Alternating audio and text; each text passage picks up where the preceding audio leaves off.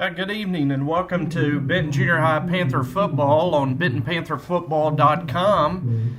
Tonight we're kicking it off with the 8th graders as Benton is playing host to Cabot North Junior High School. The captains have just met at midfield. Captains tonight for Benton were Preston Barker and Joseph Pelton. Panthers got off to a disappointing loss to open their season last week against Conway White Junior High. Benton led the entire ball game, but with 28-27, it was 28-27. With 3 minutes and 11 seconds to go in the fourth quarter, Conway took the lead and would score a couple of times in the last 3 minutes of the ball game to win 39-28. Amari Coates had a good night for the Panthers. He scored on runs of 62 and 59 yards in the first quarter. In the second quarter, Trevor Standridge caught a short pass from quarterback Tristan Hawkins and took it 84 yards for a touchdown. Benton's final score came in the third quarter on a 37-yard run from Michael Jefferson. So the 8th grade Panthers, who won a thriller over Hot Springs Lakeside in their scrimmage, were off in week one, looking for their first regular season win tonight against Cabot North Junior High. Cabot North will kick off and defend the south goal. Benton will receive and will be moving from left to right to begin the ball game. As we look at the weather, it is partly cloudy right now in Benton, Arkansas. Temperature 92 degrees. It feels like 97. Humidity 47%, and the wind is blowing very gently out of the south at 5 miles an hour. Jared Whitman has it teed up for Cabot North at the 40-yard line. The Benton return team packed in close, looking for an onside kick here to start this ball game from Cabot North.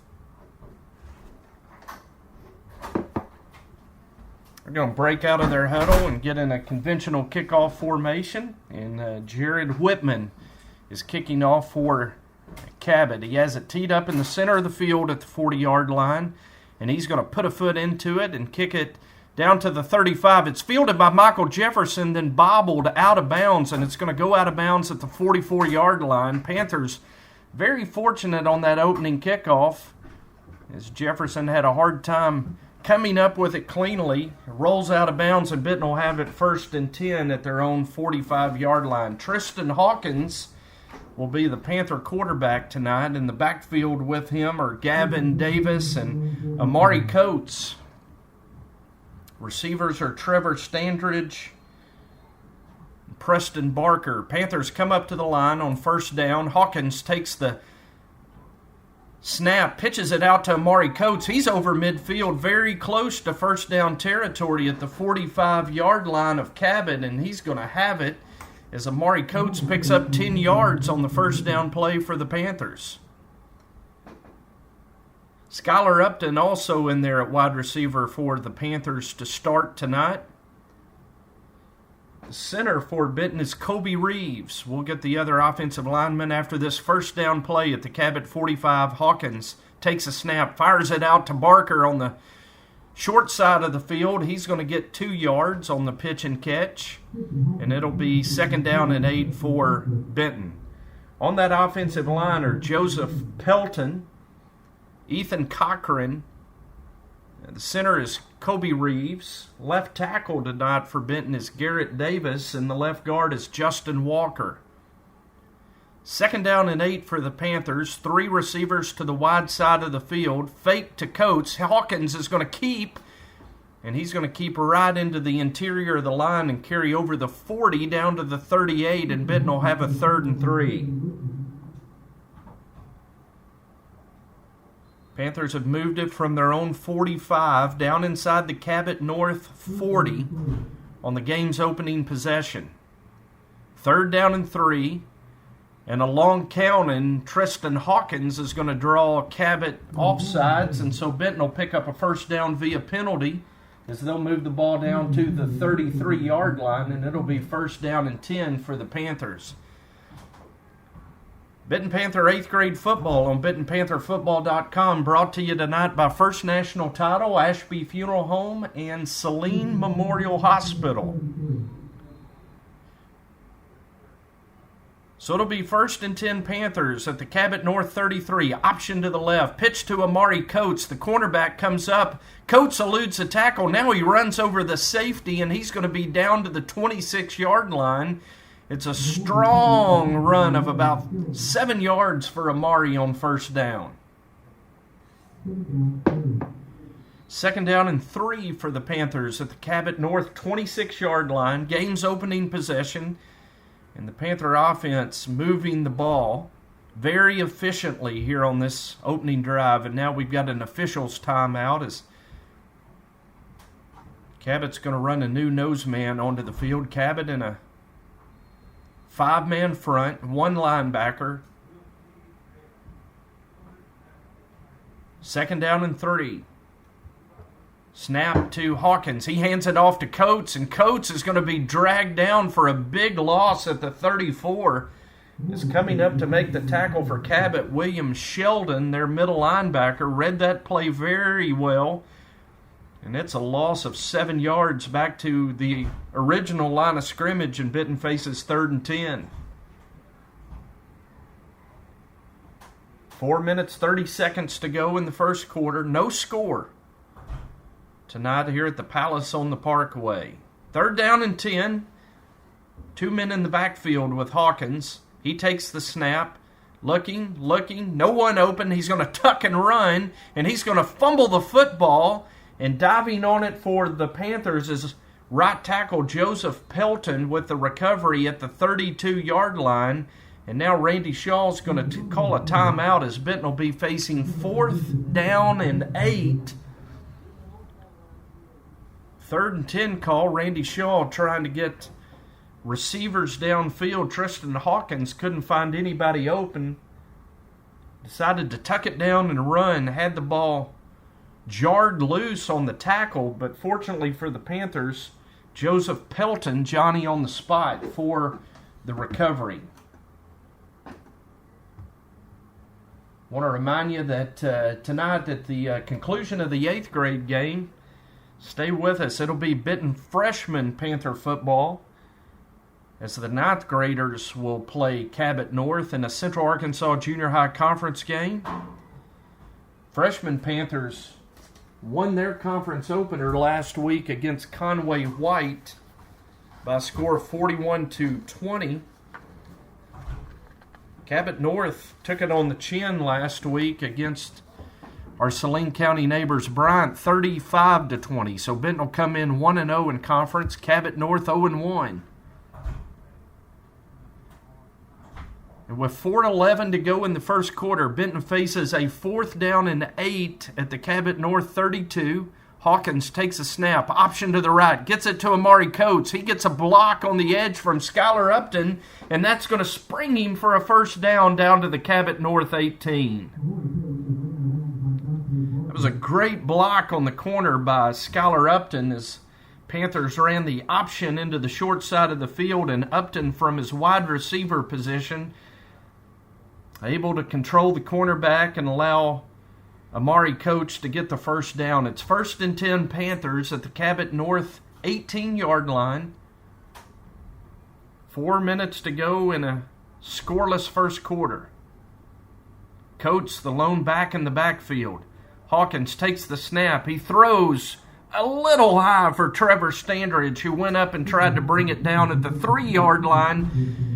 Not quite tall enough for that pass from Hawkins, and it'll be 2nd down and 10 Panthers.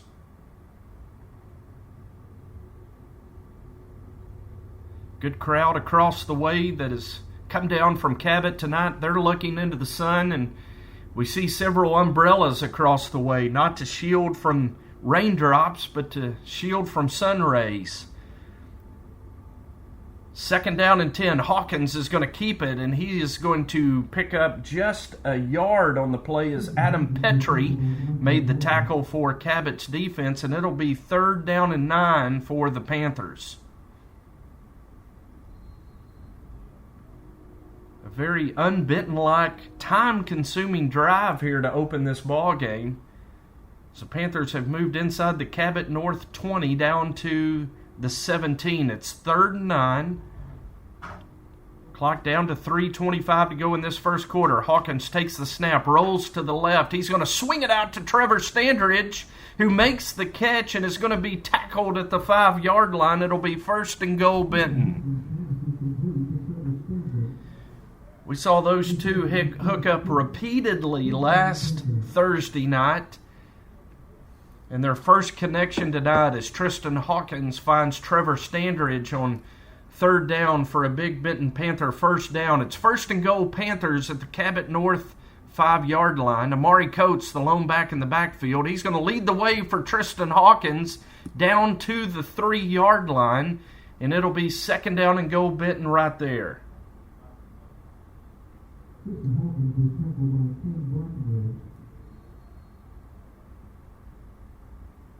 Hawkins and the skill players on the offense look to the Benton sideline for the play. Offensive line down in the 2-point stance. Now they set in the 3-point stance. Coates is in the sidecar to the left of Hawkins. Going to give it to Coates. He's coming wide, and he's going to be tackled for another loss back to the 11-yard line. And Cabot doing a great job containing Amari Coates on that sweep to the wide side of the field. It's a huge loss back to the 12-yard line, and it'll be 3rd down and goal, Panthers from the 12. So we've got our first train rolling through with 2 minutes to go in the first quarter. Rolling down the tracks along the parkway. 3rd down and goal, Panthers. Hawkins takes a snap, rolls to his left. He's looking for Standridge, and that ball is batted down in the end zone and almost intercepted by Cabot's Garrett Hill. So it'll be 4th down and goal, Panthers at the Cabot North 12.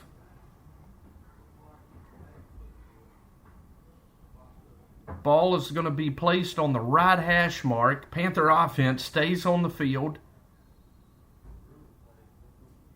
Davis, Standridge, and Levi Ritchie split wide to the left. Skylar Upton wide to the right. Offensive lineman almost toe-to-toe. Hawkins takes a snap, looks, tries to get it to Garrett Davis, and it's a little shorter. Gavin Davis, excuse me. And it short hops him, and Cabot North's defense is held as Benton takes the opening possession, drives all the way down to the Cabot North 12-yard line before the North Panthers turn away Benton. So it'll be 1st down, Cabot. And Cabot North is going to come out in that very traditional dead tee offense that is so symbolic of Cabot Panther football. Cabot in red pants, red hats, white jerseys with red numbers. Benton in white helmets, white pants, maroon jerseys with white numerals. Panthers with 8 men in the box. Cabot a split end to the right, tight end to the left in that dead T formation. Going to give it off to the first man through, and he's going to carry for about a yard. Gavin Davis on the tackle for the Panthers. And it's a gain of 2. It'll be 2nd down and 8 for Cabot. And if you've never seen Cabot play football, they like to play in a phone booth. Everything very, very close to the football. They're going to come out with 2 tight ends this time. Full house backfield. Panthers with 9 men in the box. Second man through this time. Fullback has it, and he's going to carry over the 20-yard line. That's Dante Barker on the carry, and he is dropped by Trevor Standridge. And they're going to give Cabot a first down as the ball is going to be up just over the 22-yard line, just shy of the 23. And it's first down for the Cabot Panthers. Cabot comes up to the line. Tight ends to each side of the formation. Full house backfield. Coming to the left this time. First man through gets the carry. And that carry is going to be down to the 27-yard line. Joseph Pelton on the tackle for the Panthers. It's a gain of 5 yards, and it'll be 2nd and 5 Cabot at the 28 as the first quarter clock is going to expire, a very quick-moving quarter. And at the end of one quarter, we're scoreless here at Panther Stadium between the Benton Panthers and Cabot Panthers. We're going to take a 1-minute break, and we'll be back with the second quarter.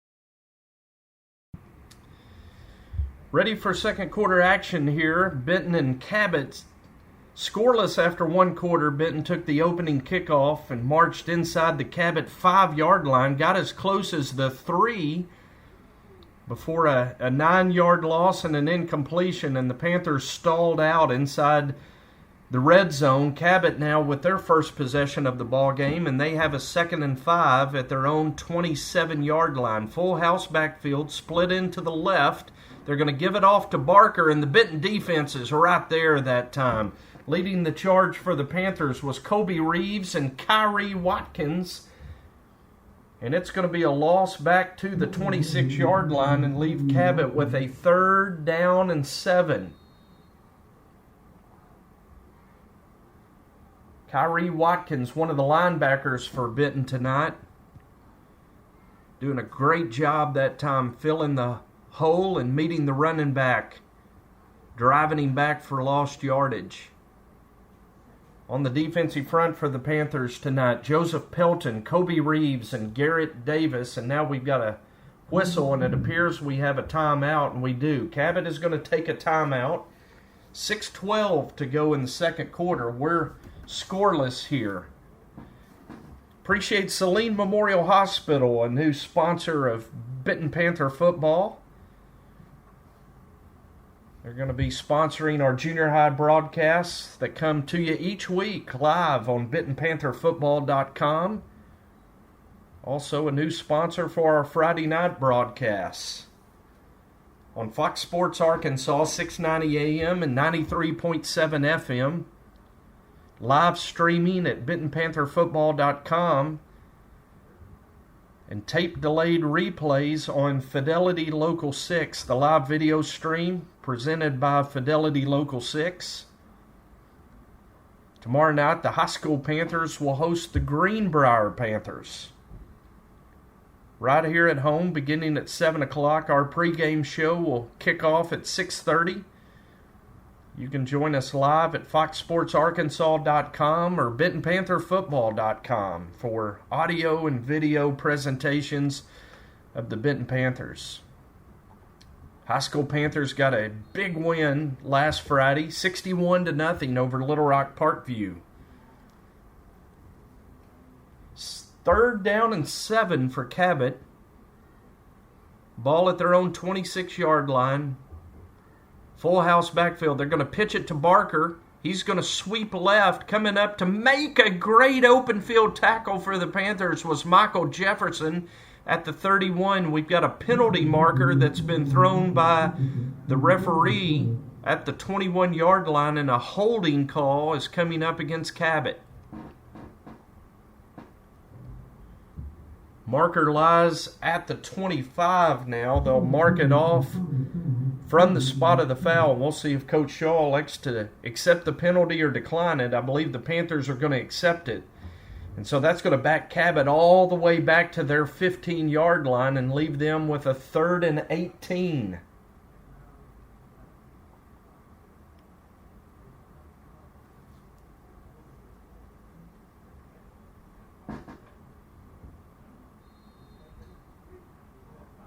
Panther linebackers tonight are Kyrie Watkins, Gavin Davis, and Justin Walker. The defensive ends are Preston Barker and Carson Buchanan. Michael Jefferson and Trevor Standridge in the backfield. Now a pass intended for Tyler Parks that goes incomplete. Trevor Standridge in coverage for the Panthers that time. And Cabot will now face a 4th down and 18. The free safety tonight for the Panther defense is Cade Smith. As Cabot is going to send on their punt team, facing a 4th and 18 at their own 15-yard line. To punt for Cabot is Brady Mitchell. And back to return for Benton is Trevor Standridge. Mitchell standing at his own 2-yard line. Panthers with 8 men on the line. They're going to come after this punt. Back to return is Trevor Standridge. It's a slow... Oh my goodness. It was an extremely slow snap back to the punter. The Benton rush was coming in mass. He got the punt off, but it went about 10 yards and about 2 yards off the ground. The ball is going to be downed at the 21-yard line, so it's a 3-yard punt for Cabot. And Benton will have it 1st down and 10 at the Cabot 21-yard line.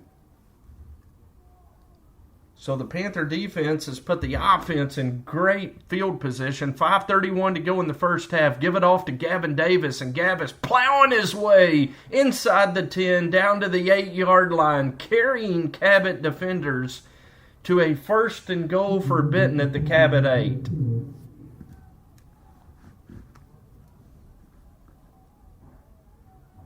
Great job by that Panther offensive line blocking that time. Ethan Cochran helping lead the way for Gavin Davis. 1st and goal Benton at the Cabot 8. Snap rolls back to Hawkins on the ground, and he goes down on a knee to field it, and the referee blows the play dead right there at the 12-yard line.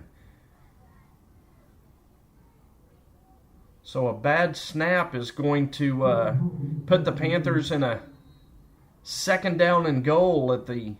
Well, they're going to mark it back at the 13-yard line.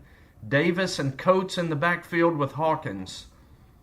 Standridge and Barker split to the left. Give it off to Coates. Coates makes a nifty move, and he beats the corner to the end zone. Touchdown, Benton Panthers. With 4:42 to go in the second quarter, Amari Coates reaches the end zone on a 13-yard run, and Benton draws first blood. It's 6-0, Benton Panthers. And on to attempt the extra point for Benton is Adrian Vargas. Tristan Hawkins will hold. So referee blows the whistle. Snap back. Vargas puts his foot into it, and he kicks it through the uprights. The extra point is good.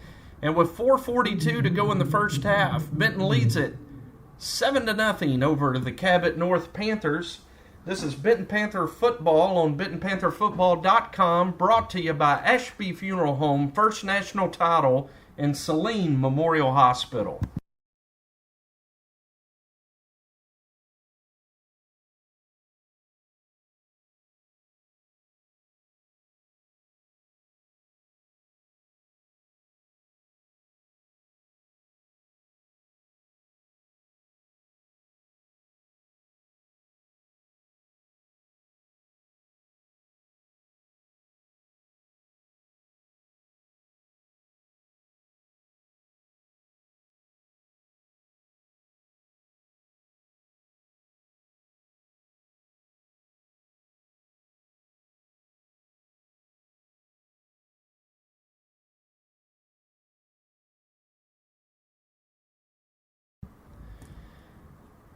Welcome back to Benton Panther 8th grade football. The Panthers lead Cabot 7-0 with 4:42 to go in the first half. Benton scored on a 3-play, 21-yard drive. After a great defensive stand and a very short punt of just 3 yards by Cabot, Panthers with great field position at the 21 and able to cash in. Amari Coates goes 13 yards to the end zone, and Benton leads at 7-0. Adrian Vargas kicks off for the Panthers. Tyler Parks has got running room. He's over the 50 into Benton territory at the 40 before he's drugged down at the 33-yard line. A big return for Cabot, and on the tackle that time for Benton was Carson Buchanan. And now Cabot has great field position at the Benton 33, trailing 7-0. As Bobby McAllister joins us in the booth. Bobby, you can work on the computer or chime in. Have to get logged in first. It takes a while on these Benton High School computers to get logged in.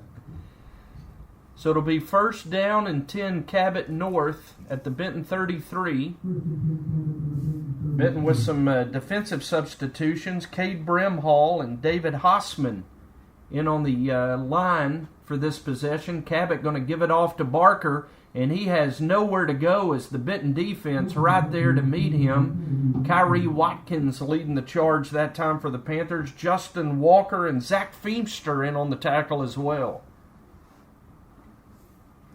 Good to see the Panthers get out to a lead in this game. This 8th grade team struggled a little bit this year, and it is nice to see them get ahead with a 7-0 lead in the second quarter. Yeah, I talked in the outset, Bobby, the 8th grade team led that game last week all the way to the last 3 minutes, and had an opportunity to have lunch with Coach Shaw today, and he said, you know, if we hadn't started cramping up in that fourth quarter, I think we'd have won that ball game. Just ran out of running backs. There's a give to Cabot's Leighton Spencer. Kyrie Watkins, we called his name about 4 times already on defense with another stop, and it's going to be third down and 10 Cabot at the 33. Really has been extremely hot this summer and this fall, or now that we're almost into the actual fall. These kids are having a hard time. Yesterday was 10 degrees above the normal average at 96 degrees. I'm ready for those cold fronts to start dropping down. I want to wear a jacket to a football game. Third down and 10 Cabot. They're going to give it off to Barker. Second man through, and there's Kyrie Watkins again to bring him down on a short 2-yard gain. Trevor Standridge also in there on the tackle for the Panthers. It's like watching a game in a phone booth, Bobby, when you play Cabot. They get everybody close to that football. Benton does as well. We've got about 18 guys just right near the football tonight. It's definitely a game you have to watch through the binoculars because it gets crumpled up in there. It is tough for a team to play Cabot because there are very few teams that we will see all year long that run this type of offense. It doesn't really prepare you for anything else. We see a pre-snap flag thrown and then a timeout called. It looked like they were about to run out of time, and they did get the timeout called before the delay of game penalty will be enforced. But it really doesn't prepare you for anything. Now, the one difference this year is that Sheridan has a new coach, and he plays a very similar wing T offense. And so watching Cabot, playing against Cabot, and the high school coaches even watching Cabot's offense, watching Sheridan's junior offense, ought to help a little bit in preparing for that Sheridan game. And it makes for a speedy game. We're just 30 minutes into this one and 2 minutes away from halftime. So we didn't get out of here till almost 10 o'clock last Thursday. We'll probably be out by 9 o'clock tonight. I was talking about that today. We won't be here very late. Still have time to eat dinner when you get home. 2:03 to go in the first half. Benton leads at 7-0. Amari Coates with the touchdown for the Panthers. His third of the season, had 2 touchdowns in the first quarter last week against Conway on runs of 62 and 59 yards. Just a 13-yard run tonight, but it's enough to give Benton a 7-0 lead.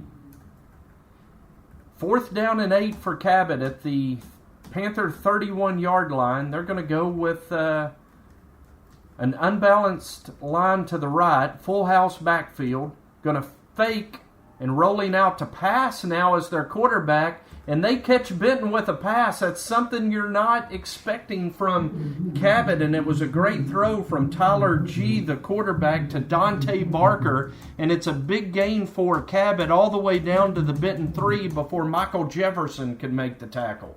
That's that Cabot offense. You know, they'll throw it 2 or 3 times a game whether they need to or not. They do not throw the ball around a whole lot, and when they do it, it surprises you.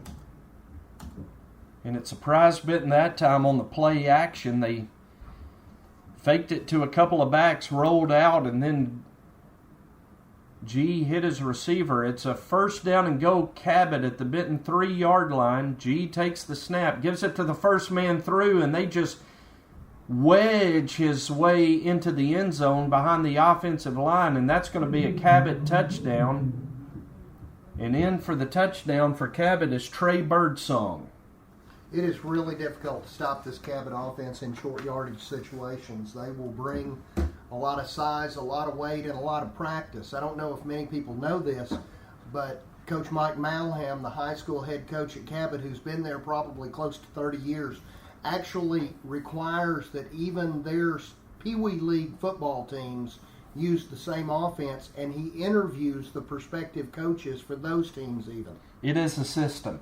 It is. It's a system. There's no doubt about it. It's impressive, and you got to respect it. Cabot on the 2-point conversion try. They give it to Barker, and he is just going to reach the end zone as a whole host of Panthers tried to bring him down. Barker able to lean forward, and Cabot takes an 8-7 lead on the 2-point conversion. Looked like the Benton defenders got the ball away, but unfortunately he had it just barely across the goal line when that happened. And so Benton now down 7-8 with 1:50 to go before halftime, or before the 4th quarter begins. I'm sorry, I got here that late, didn't I? No, before halftime. Before halftime, okay. Yeah. I've lost track of time trying to get everything in the computer ready for the 9th grade game. Benton Junior High Panther Football on BentonPantherFootball.com. Brought to you tonight by First National Title, Arkansas's largest independent title company, located on Sevier Street in downtown Benton. Also by Ashby Funeral Home. They've been caring for the families of Benton since 1884. Doug Hawkins, a 5th-generation member of the Ashby family. Also tonight, new sponsor for Benton football, Saline Memorial Hospital. Our hometown hospital, helping take care of Benton folks. We appreciate their sponsorship, being a part of our broadcast. Really good people. We have both had our families well taken care of there in the No past. question.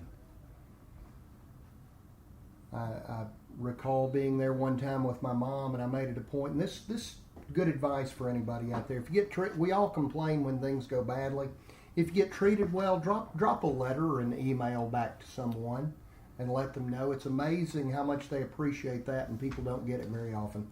Kickoff by Jared Whitman of Cabot. Comes down to the 30-yard line. Trevor Standridge fields it. He's over the 45, down to the 49-yard line. A 19-yard return for Trevor, and it puts Benton in great field position with 1:43 to go in the first half. Nice return by Trevor up the left sideline. He broke an arm tackle and then finally ran into about 3 or 4 Cabot Panthers and got the ball out to where Benton does really have great field position. Looks like we're going a little tempo, trying to get lined up quickly. Levi Ritchie, Trevor Standridge, and Amari Coates split to the right. Skylar Upton to the left. Michael Jefferson in the backfield with Tristan Hawkins. First down Panthers. Hawkins fakes a pitch, keeps it, fumbles the football. It's on the ground. There's a big pile of humanity at the 46-yard line, and it appears as if Benton has recovered it. And I believe that was Michael Jefferson getting on the football for the Panthers. How Jefferson got to the ball, I have no idea. The ball came out. It was an option to the right. The ball came out of Tristan's hands right as he turned it up. and there were 2 or 3 Cabot Panthers around. Jefferson made a great play to get to the ball. 2nd down and 12. Jefferson and Coates in the backfield this time. Hawkins looks. He throws. Levi Ritchie with the catch at the 43. He's going to have it down to the Cabot 41 before he's tackled by Leighton Spencer, and it'll be a Benton Panther first down. Really nice, kind of a short post route, almost a square in. He had to square it off because there was pretty good coverage. And they get 12 yards and make up for the lost yardage play. 1st down and 10, Benton. Going to throw it out to Levi Ritchie. He's waiting on a blocker on the edge.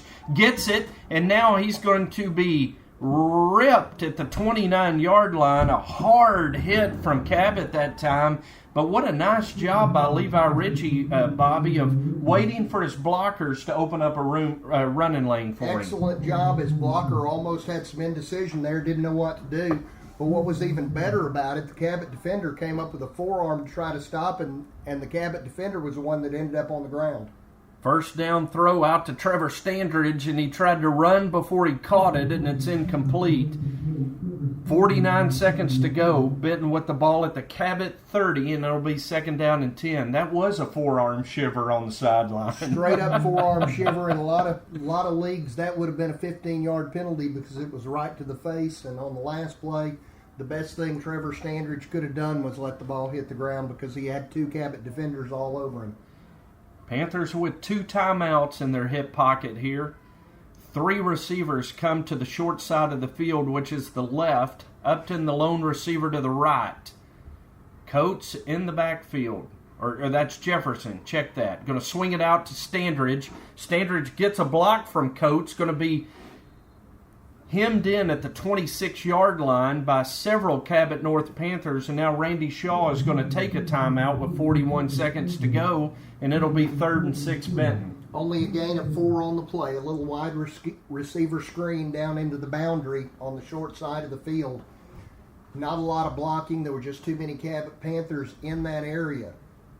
Cabot was definitely loaded up to the trip side that time.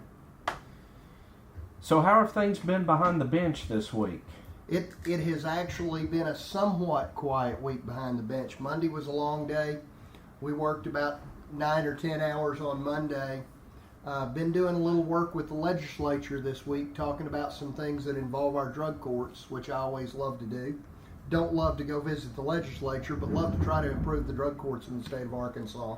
So you've been hanging out at the Capitol this week, Sam? I did spend one afternoon at the Capitol and then have a meeting with some of the folks from state police to work a little bit more on what we're doing with driver's license registration and renewal for folks that have lost their license in the past. Good to have Judge McAllister in the box with us, and appreciate all he does for our county. 3rd down and 6 Panthers. Hawkins rolls out, finds Preston Barker down at the 10-yard line. Preston's going to be wrestled out of bounds by a couple of Cabot defenders at the 6, but Benton, Bobby moving very efficiently here in the 2-minute offense. 32 seconds to go, and Benton has it 1st and goal at the Cabot 6. You know, up to this point in time, the only passing game this 8th grade team had were the hitch passes and receiver screens. That was a nice little 10-yard out, and we've seen some up the middle for about 10 to 15 yards. Looking much better. 1st and goal, Benton. 1 timeout remaining for the Panthers. Hawkins on the keeper, and he is going to be dropped for a 1-yard loss by Dylan Minton. Big defensive tackle for Cabot. Now Randy Shaw is going to take that final timeout. So you got 26 seconds now and no timeouts. Lots of time, though. 26 seconds from the 7-yard line. You can easily get 2, maybe even 3 plays off if you do it well. That was a little option play. You would have time to probably run the ball one more time if you wanted to, although I would probably look to throw the ball up in the air a couple of times to make sure that you get 2 plays off. And I think from this distance, Jim, we might have an opportunity to even kick field goal. Yeah, Adrian Vargas has a real good leg, certainly in his range. Now let me ask you this. 8th grade football, you're really trying to teach a lot of fundamentals, a lot of technique. Is this the kind of situation that they would practice a lot at the 8th grade level? I would be surprised. Yeah. I really would. You don't have... Part of the problem with the junior high program here is that we really don't have enough coaches. And I know people think, what do you need so many coaches for? But in order to really teach the kids fundamentals and work on situational football, it takes a lot of time. And when you've got 60, 65 players to deal with, I'll let you talk about the play and we'll come back to it. They're going to give it to Amari Coates on the jet sweep, and he's going to be tackled behind the 10-yard line. It's going to be a loss back to the 12. Tyler Parks on the tackle, and that clock is ticking down. 10 seconds, 9 seconds, 3rd down and goal. Benton, snap back to Hawkins. He rolls to the left. He's looking to the end zone. He's going to tuck it and keep. And Tristan Hawkins is going to break 2 tackles into the end zone with 0.5 seconds left. What a great run by Tristan Hawkins. It didn't look like he had any way that he was going to get into the end zone.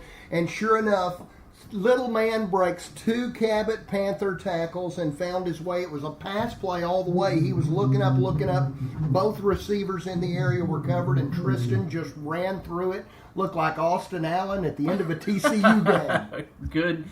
Good comparison. Touchdown Benton. Vargas's extra point is going to be blocked by Cabot, and so the PAT fails, and Benton leads it 13-8, and somehow the clock ran out, Bobby, on an extra point. The Cabot coaches on the other side protesting that, and we'll see a kickoff, I'm sure, before the first half expires. Come on now, that's your hometown clock runner. That's the way you do it. If you don't want to give the other team the ball for that half seconds, just go ahead and run it out on the extra point.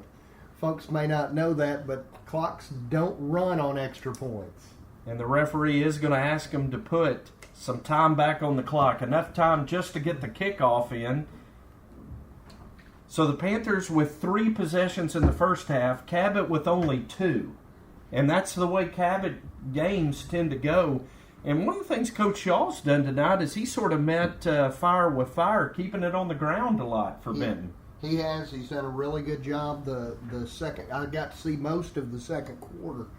And Coach Shaw has kept the ball on the ground, done some nice little passes here and there to mix it up some. They have probably, this 8th grade group has probably been more balanced than we've seen them up to this point in time. And that's really, as an 8th grade group, I'll be honest with you, everybody wants to win, everybody likes to win, Jim, but winning should be secondary at this age. These kids need to learn fundamentals, need to learn how to respond to situations. You really don't get a lot of learning done in the Future Panther or any Pee Wee group that you have. These kids are here to learn. They're here to get ready and develop, because I promise you, they're going to remember their high school years a lot better than they do the 8th grade years. Well, we talked about practicing situations. They may not have practiced it, but they pulled it off incredibly well, scoring with 0.5 seconds to go in the first half. You couldn't have drawn it up any better. No, it was a great job. They did a fantastic job of it, and you really got to appreciate the way they went about it, the way they hurried, but they didn't rush. And there is a difference. It may sound silly to say it that way, but there is a difference. There was a calmness. They executed very well and got it in the end zone, got the lead back. 13-8, Benton leads it. We've got time for this kickoff. And so the Panthers need to come down and cover it. The kick's going to come down to Tyler Parks. We saw him with a big return last time, and he's got another one. Loses his footing just over midfield, and they're going to mark him down at the 45-yard line. And that's it for the first half. We go to halftime. It's the Benton Panthers 13, the Cabot Panthers 8. We're going to step away for 5 minutes, take a break, and come back with an exciting second half of Benton 8th grade Panther football, brought to you tonight by First National Title, Ashby Funeral Home, and Saline Memorial Hospital on BentonPantherFootball.com.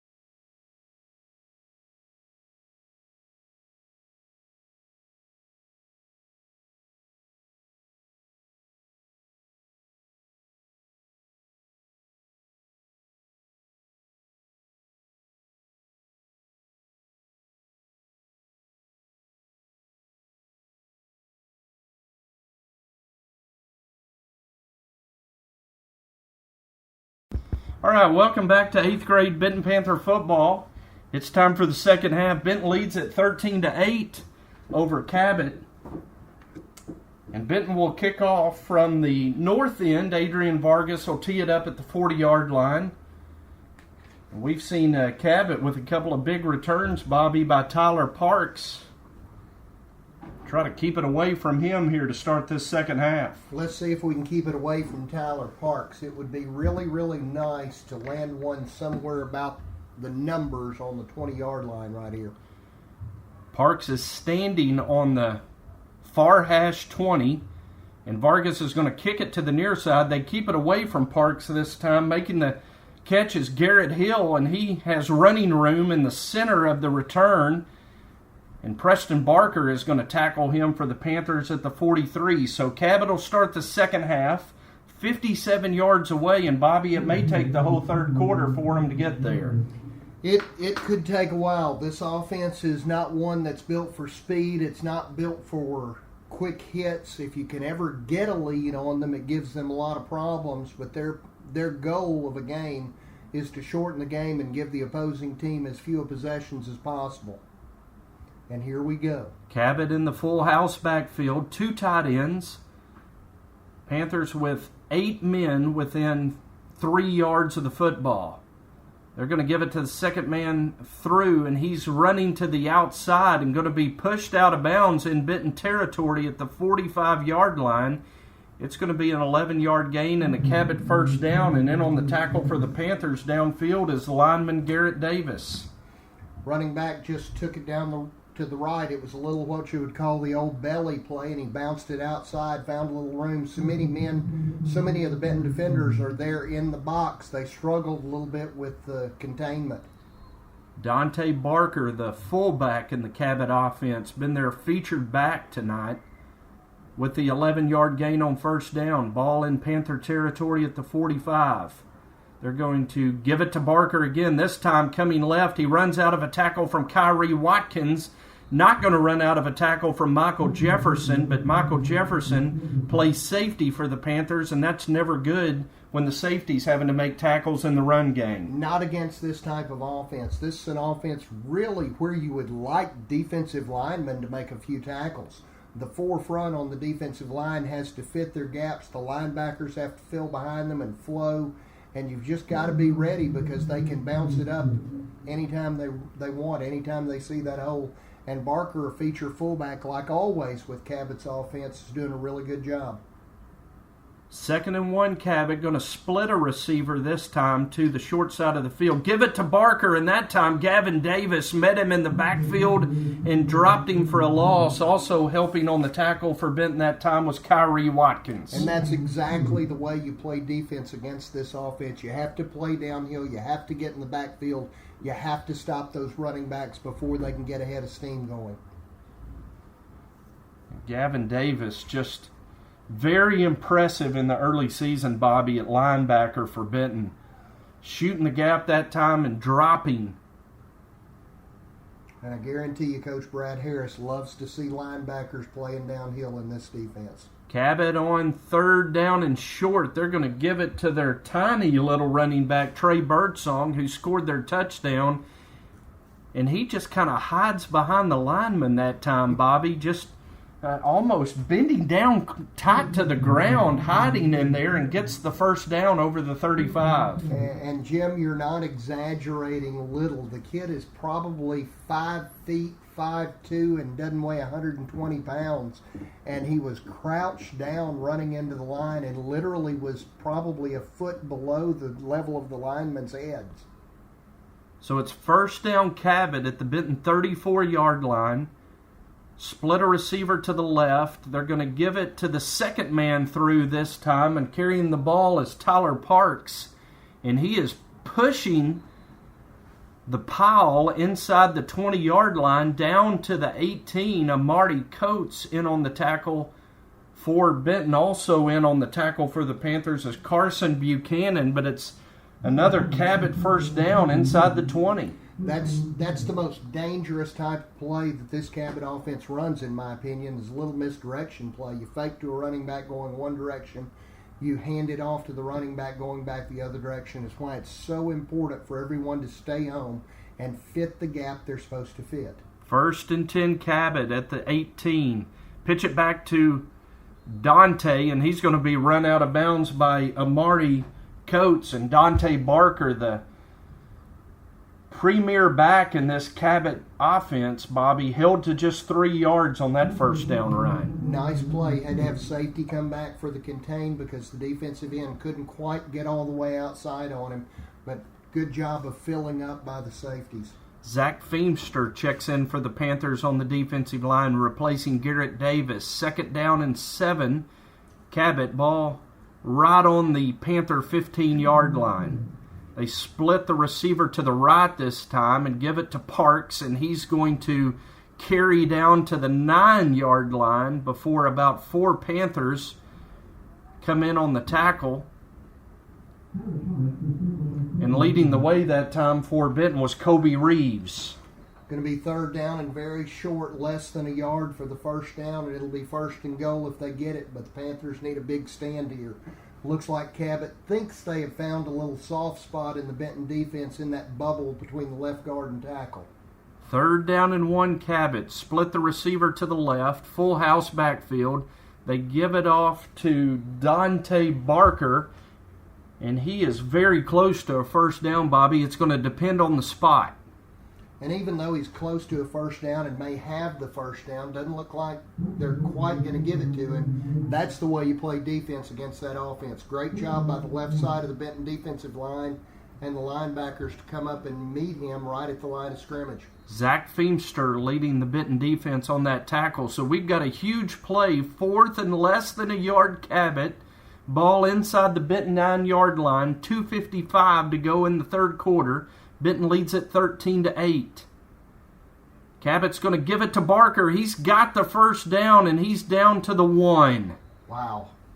He hit the hole hard, and he had a steam going when he got there. We do have a flag now. Not sure what it's about, but it's downfield. It's not in an area where you would think it was an offensive penalty. Going to see what the signal is first. Penalty thrown where the tackle was made, and we've got a personal foul face mask coming up against Benton, and that'll wind up being, Bobby, about a half a yard penalty tacked onto the end of the run, and Cabot will have 1st and goal inside the Benton 1. Gives Cabot about 6 inches to go for a touchdown, and against this offense, 6 inches is really, really tough to defend.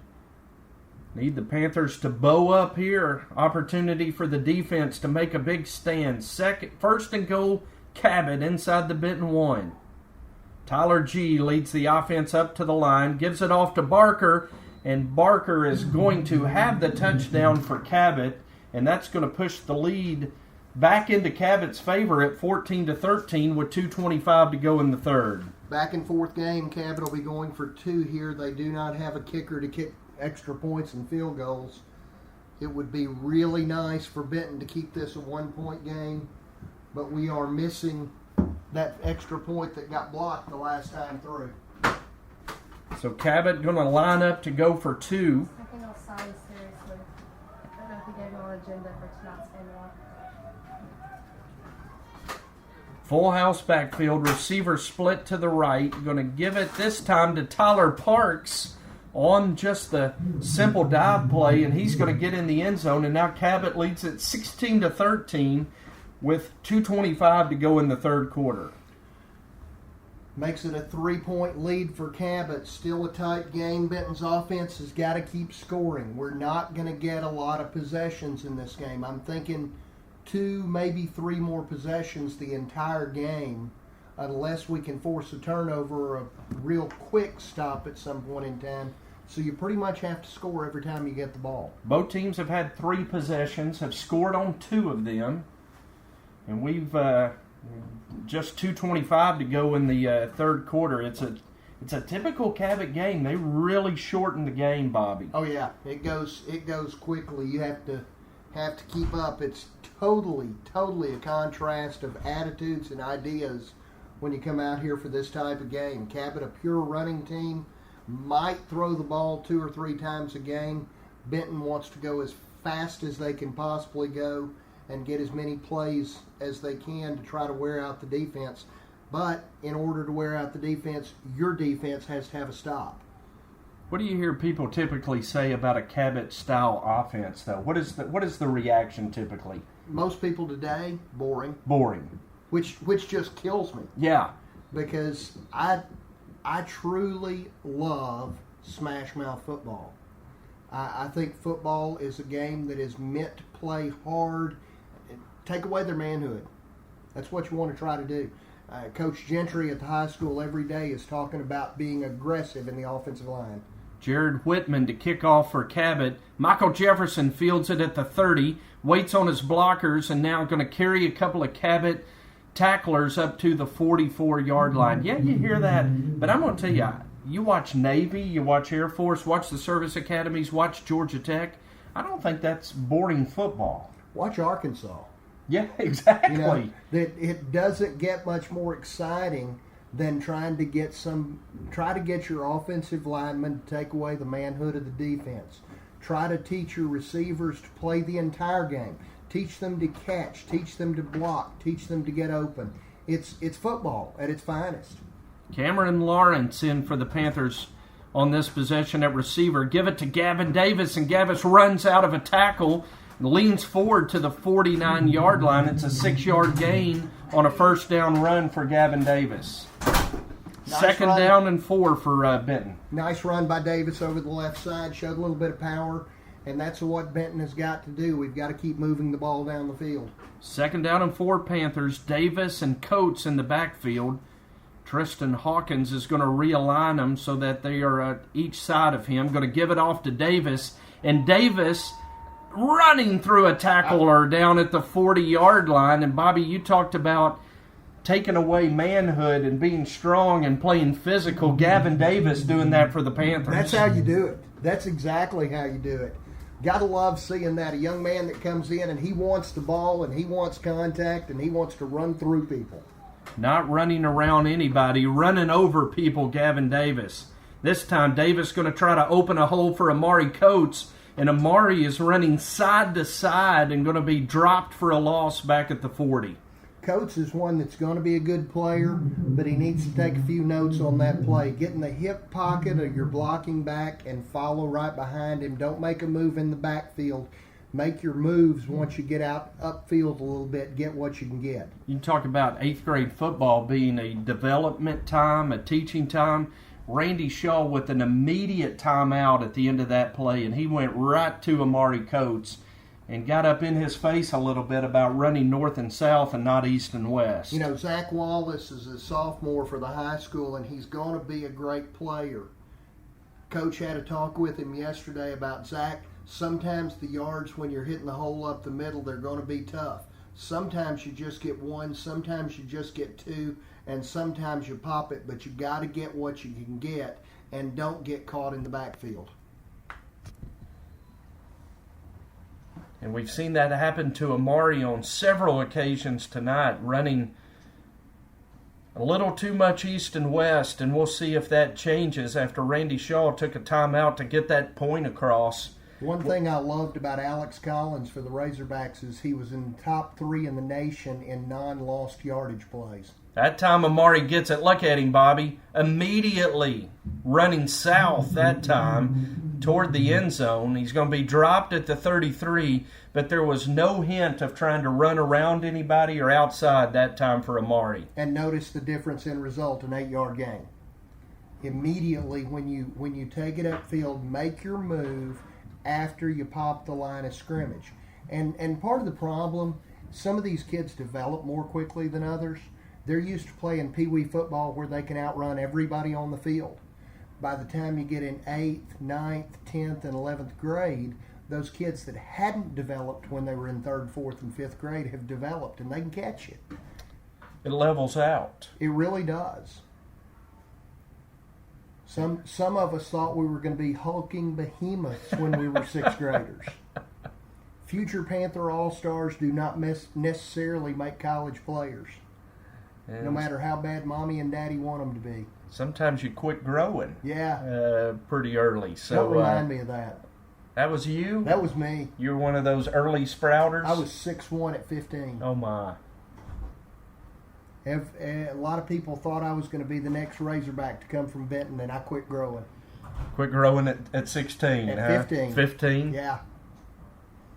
Yeah, I would have taken another inch or two after I turned 16, and it didn't happen. By the time I got up to UCA, I'll never forget, Jim, my first day at UCA. I walked out on the practice field, and this was freshman only. This before the varsity had even reported. And I looked around, and it was like, what am I doing here? Third down, and going to give it to Gavin Davis, and he is a north and south runner exclusively, and he is going to be very close to a first down. It looks like he's going to be about a half yard short, Bobby, and it's going to leave Benton with fourth and less than a yard. And there's not even a decision here. They're going to go for it.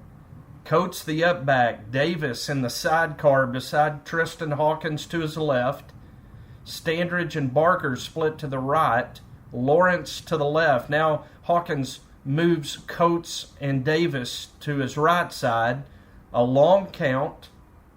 Snap clock at 3, at 2, at 1. They just get the snap off. Give it to Davis. He's hit in the backfield. Leans forward. He may have fumbled the football, Bobby. It appears that he did. The referee threw his beanbag, and we'll see as they unpile. And the ball is going to go over to Cabot as Davis was stopped short of the first down, fumbled the football, and Cabot is held. Well, the fumble doesn't really hurt because he never had a chance to get the first down in the first place. The defensive lineman over the middle broke through the line of scrimmage and hit him about 2 yards deep. Davis never had a chance to get going to get the first down. So the Cabot defense has held Benton inside the 30-yard line. That's 2 drives now. Benton has been in Cabot territory. One inside the 30. The first drive of the ball game, the Panthers got as close as the 5. Wow. And not able to score. And that is one thing that happens with a young team. It's hard to finish. It is hard to teach a young team to finish drives. So Cabot has it with the clock ticking down near the end of the third quarter. We'll see if they try to get a snap off before the clock expires. And it appears as if they're just going to let the clock run out, and they do. We've reached the end of the third quarter tonight in the 8th grade game. It's Cabot 16, Benton 13. This is Benton Panther 8th grade football on BentonPantherFootball.com, brought to you by First National Title, Ashby Funeral Home, and Saline Memorial Hospital. We'll be back with you in 60 seconds.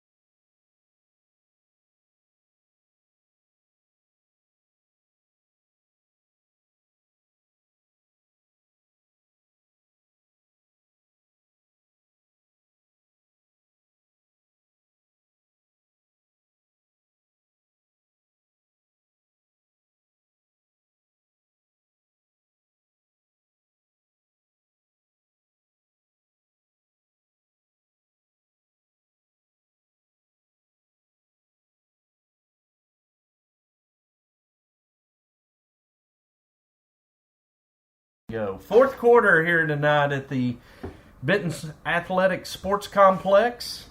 It's 1st and 10 Cabot at their own 29-yard line. The Cabot defense has just held Benton on a 4th down and short.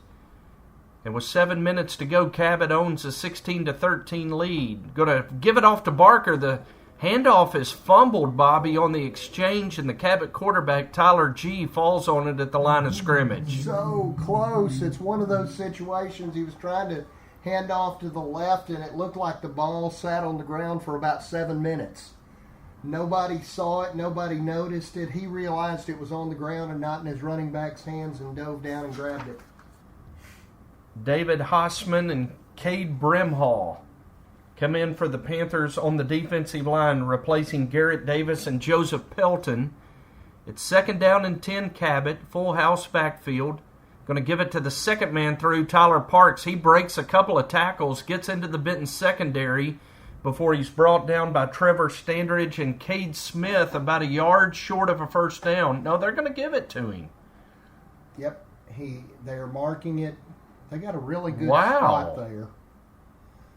And they're marking it saying he just barely got the first down. Parks is a tough young man to bring down. Somebody had a chance to get him in the backfield.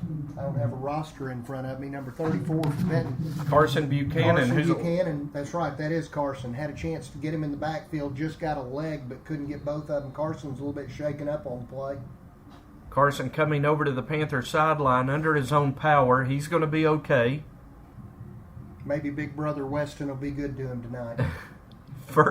Are big brothers ever good to little brothers? No, I can attest to that. 1st and 10, Cabot at their own 39-yard line. Cabot in no hurry to snap this football as the snap clock's down to 2 when they get the snap off. They give it off to the little running back, Leighton Spencer, and he's going to follow over right guard down to the 43-yard line. And on the tackle for Benton was Ethan Cochran and Justin Walker. Spencer's a great example. You don't have to be a great big kid to play junior high and high school football. Spencer's very successful out here, making yards, doing a good job. Leighton Spencer, likely the son of Cabot North head coach Danny Spencer. See the head coach kind of getting on the running back over there like a dad getting on a son. He wasn't hugging his neck. No, he wasn't. 2nd and 5. Give it off to Parks. Parks running wide to the wide side of the field. And Michael Jefferson makes a great open field tackle, wow. Bobby, at the 46. What a play by Jefferson. It looked like Parks was going to take it to the house. Jefferson closed the distance extremely quickly, grabbed him up high, pulled him down, almost looked like he grabbed the face mask, but he had both sides of the jersey up high and twisted Parks to the ground to save him from going for a first down and maybe a lot more. 4:24 to go in the ball game. Cabot leads at 16-13, and we've got a big 3rd down play. It's 3rd and a long 2 for Cabot at their own 46. Benton defense showing that they're coming. Here they come. They hit Barker at the line of scrimmage, and he falls forward, Bobby, for a first down. Gavin Davis credited with the tackle, but you got to tip your hat that time to Dante Barker. Exactly. Barker knew where the sticks were and made sure that he got there and just fell directly across with the ball exceeding the first down by about probably 6 inches to a foot. He didn't make it by much, but you don't have to. First down, Cabot, ball at their own 49-yard line. Cabot just massaging that clock. They may run the entire game out with this drive.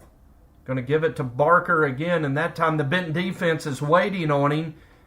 First 2 Panthers hit him, and he's able to spin out of the tackle of Aiden Birdsong and Gavin Davis, but not the tackle of Trevor Standridge and Cade Smith. It's going to be a gain of about 1.5 yards, and it'll be 2nd and 8, Cabot. Barker's tough to bring down. He should have been tackled in the backfield that time, and he just fought his way, broke his way out of the tackles, was trying to make it out to the right sideline, but thankfully the first attempts at a tackle slowed him down enough for some support to get there. 2nd and 8, Cabot, ball at midfield. Again, they work the snap clock down under 5 seconds before they fake it to Barker, give it to Parks. He's coming wide. He's hit by Trevor Standridge. And over there to finish off the tackle for Benton is Zach Feimster and David Hossman. They're going to mark the ball at the 42, and it appears, Bobby, as if Cabot's going to be very near another first down. They're close. They're going to measure, but I honestly think he may have it. Clock stopped at 2:45 for the measurement. And, boy, this is when, for the Panthers on defense, it just gets frustrating. You've got men there, the Cabot backs running hard. You just need one stop. Got to make a play. got to have somebody come up big, make a play, strip the ball away, bring someone down in the backfield, and at this point in time, they just haven't been able to do it. These Cabot backs are very good. Looks like he's going to be about 3 inches short of the first down. It's close, but he didn't quite get it. We saw Cabot already convert a 3rd and short on this drive, a play that the Benton defense defended very, very well. Cabot able on second effort to get the first down, and now Cabot's going to take a timeout. And what do you think the Cabot coaches are thinking here? Cabot coaches are thinking, I'm going to hand it off to one of my 2 big backs and dare you to try to stop them. And what do you do right now if you're the Benton defensive coaches, Bobby? Do you just send the house right here on 3rd and 1? You've got no choice. You know Cabot's going to run straight ahead. Now I'm going to make sure that my guys out on the edge don't lose contain, that they're able to turn it in case somebody bounces it out. But you've got to tell your defensive linemen to get low. I'm going to slant them. I'm going to slant them across, try to get some folks through the gaps, tell my linebackers, you've got to play a yard away from the line of scrimmage and play downhill. You got to get there fast, you got to get there hard, and you got to take somebody backwards. As soon as the ball is handed off, you got to read the ball quick and play fast. Garrett Davis, Kobe Reeves, and Zach Feimster are going to be the Panther front for this big 3rd and short play. 2:45 to go in the ball game, and Cabot just trying to break the will of the Panther defense on this drive. Cabot leads it 16-13. And we'll see if our Panthers can rise up and make a big play here on 3rd and short. Cabot splits a receiver to the right, tight end to the left, full house backfield. They give it to the first man through on the dive, and he's going to have the first down over the 40 down to the 39. Cabot, every time so far that they've had a short yardage play, they've gone over the left side of their offensive line and into the right side of Benton's defensive line. And I promise you, if you look out on the field, there is a major size difference between that side of the offense and the defense. Benton with not a lot of size on the right side of the defensive line, and Cabot looks to be fairly heavy and strong all the way across. First down and 10 Cabot at the Benton 39. The clock is the enemy of the Benton Panthers right now as it's down under 2:20 to go. Going to give it to Parks this time. He's hit by Carson Buchanan right after the handoff. Carries Carson forward for about a 2-yard gain, and it'll be 2nd and 8 Cabot. Carson was doing something really smart there, Jim, though. As he was riding him, he was trying his best with his right arm to pull the ball out. At this point in time, Benton's got 2 timeouts, less than 2 minutes. They've got to get a turnover because a stop may not be good enough. 2nd down and 8 for Cabot. Ball on the right hash mark. Receiver splits to the left. They're going to give it to the first man through, and the Benton defense that time waiting. You see a little bit of push from the Cabot offensive line, but Leighton Spencer took the handoff. Randy Shaw calls timeout, and now Cabot is going to be facing a 3rd down and 5, Bobby. So much better position for the Benton defense on this, the third down of this drive. And they've got to make a stop. They've got to keep them from getting in that 4th down and less than a yard or 1 yard area, because Benton's defense hasn't shown the ability to this point to stop Cabot for less than a yard. 3rd and 5 is a great position for the defense to be in if they can make a stop for little or nothing here and get them in a 4th down situation. We've got to get the ball back pretty quickly. 1 timeout left, 1 minute, 29 seconds left in the game. It's one big play possibly for the game right here. And I'm sure that's what Blake Dorsey and John George, Garrett Parker, and Randy Shaw, the Panther coaches, are telling that defensive unit as they send them back onto the field for this 3rd down and 6. A minute 29 to go in the ball game. Cabot leads it 16-13. It's been a very fun, hard-fought ball game tonight. Panthers with 2 drives into Cabot territory that they've come up empty on. Panther offense has had the ball just 4 possessions this entire ball game. Wow, just incredible. Cabot can monopolize a game like nobody else in the state of Arkansas. 3rd down and 6. Snap clock at 5. Cabot up to the line, tied into the right. It appeared as if the left halfback went early. They give it off to Barker, and he's got open running room. He's going to take it to the end zone.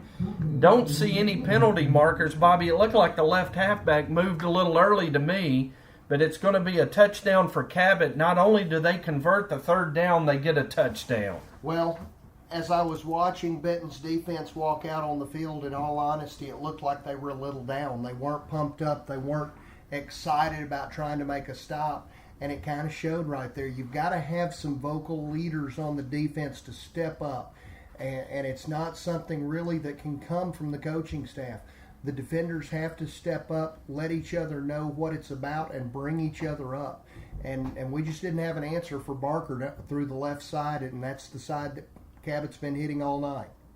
So Cabot's going to go for it here, leading 22-13, going to go for a 2-point conversion.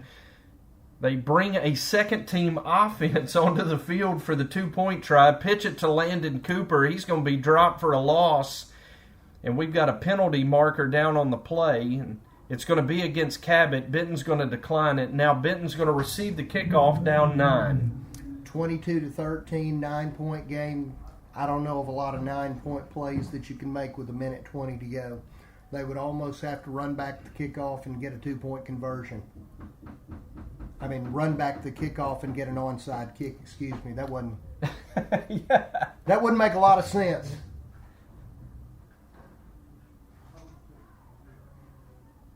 Where's Freddie Reinhardt? He needs to be down there helping Freddie spread a little magic on that Panther sideline. At the north end of the bleachers on the bottom. He's working the jungle down there, the student section. He is trying to get the students ready because the 9th graders are about to hit the field. Man of the people, Freddie Reinhardt. Gotta love Freddie.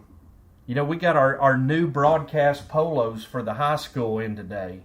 And Freddie wanted to wear that thing tonight. He wanted to show it off tonight. Panthers led 13-8 at halftime, but Cabot has come out here in the second half, outscored Benton 14-0. Panthers have only had the ball one time this entire second half, Bobby. That's just crazy. Absolutely crazy. They're going to have it for 1:20, and let's see what they can do with it. They can at least make it real interesting here. Well, you got Michael Jefferson and Trevor Standridge back to return. It comes to Carson Buchanan. He doesn't field it cleanly, falls on it at the 39-yard line, so Benton will be 61 yards away, 1:17 to go in the ball game, and the Panther offense is going to have to score in a hurry. The good news is they only lost 3 seconds on that. They've got 60 yards to go to the end zone. I have a feeling we're going to see if the 8th graders can throw any downfield passes and how quickly they can run their offense. Going to send Levi Ritchie, Trevor Standridge, and Amari Coates to the right side of the line. Cameron Lawrence to the left side. Gavin Davis in the backfield, and now Cabot's going to take a timeout. Okay, that doesn't hurt at all. Coach Shaw can talk to them a little bit about what they got to do, the speed that they've got to do it with. And remember, the good news is when you're trying to run a fast offense with not a lot of clock at the junior high school or college level, the clock stops on first downs. It extends the game. It gives you an opportunity to get back up there and line up and run your offense. They could actually get a score in. Wasn't that long ago I was listening to ESPN radio and heard about a team that scored like 28 points in the last 2 minutes of a game. Well, we don't need 28. We could use 10. I'll take 10 would be enough. And 10 is reachable if you score quickly. And this team lost with Conway White scoring 2 times late in the fourth quarter last week. A very tough, heartbreaking season-opening loss for the 8th graders. Maybe they can turn the table tonight. It's 22-13 Cabot. First down Benton. Hawkins takes the snap, rolls out, and throws behind Amari Coates. It was a very short route trying to get it to Amari and let him make something happen with his speed. Well, Coates was covered pretty tightly by the Cabot defense. That's unfortunately not the kind of play you're going to be able to get it down the field on, but it only took 4 seconds. Second down and 10 Benton. Ball at the 40-yard line. Hawkins looks. Hawkins throws. Hawkins to Trevor Standridge, and it was batted away at the last moment by Jaden Riles of Cabot. Trevor had it in his hands, kind of looked away, and the Cabot defender came in and kind of picked it out of his hands. One thing that they teach receivers, you don't only look the ball into your hands, you have to look it all the way into the tuck. That's the way you catch a ball in contact. So it's 3rd and 10 Benton, 1:09 to go in the fourth quarter. Going to hand it off to Amari Coates on the speed sweep, and Amari trying to get the edge. He makes a move, makes a man miss. He's going to have the first down into Cabot territory down to the 45 where they tackle him out of bounds. That's going to stop the clock, Bobby, and give Benton a first down with 59 seconds left. Clock will stop while the chains are reset. 59 seconds to go. Nice first down, nice run by Coates.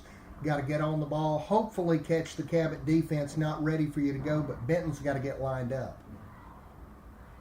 3 receivers to the wide side, 1 to the short side. Hawkins looking to the wide side, and it's off the hands of Amari Coates, and we've just been frustrated by the drops tonight. So close. Had a lot of passes dropped, a lot of good throws by Hawkins.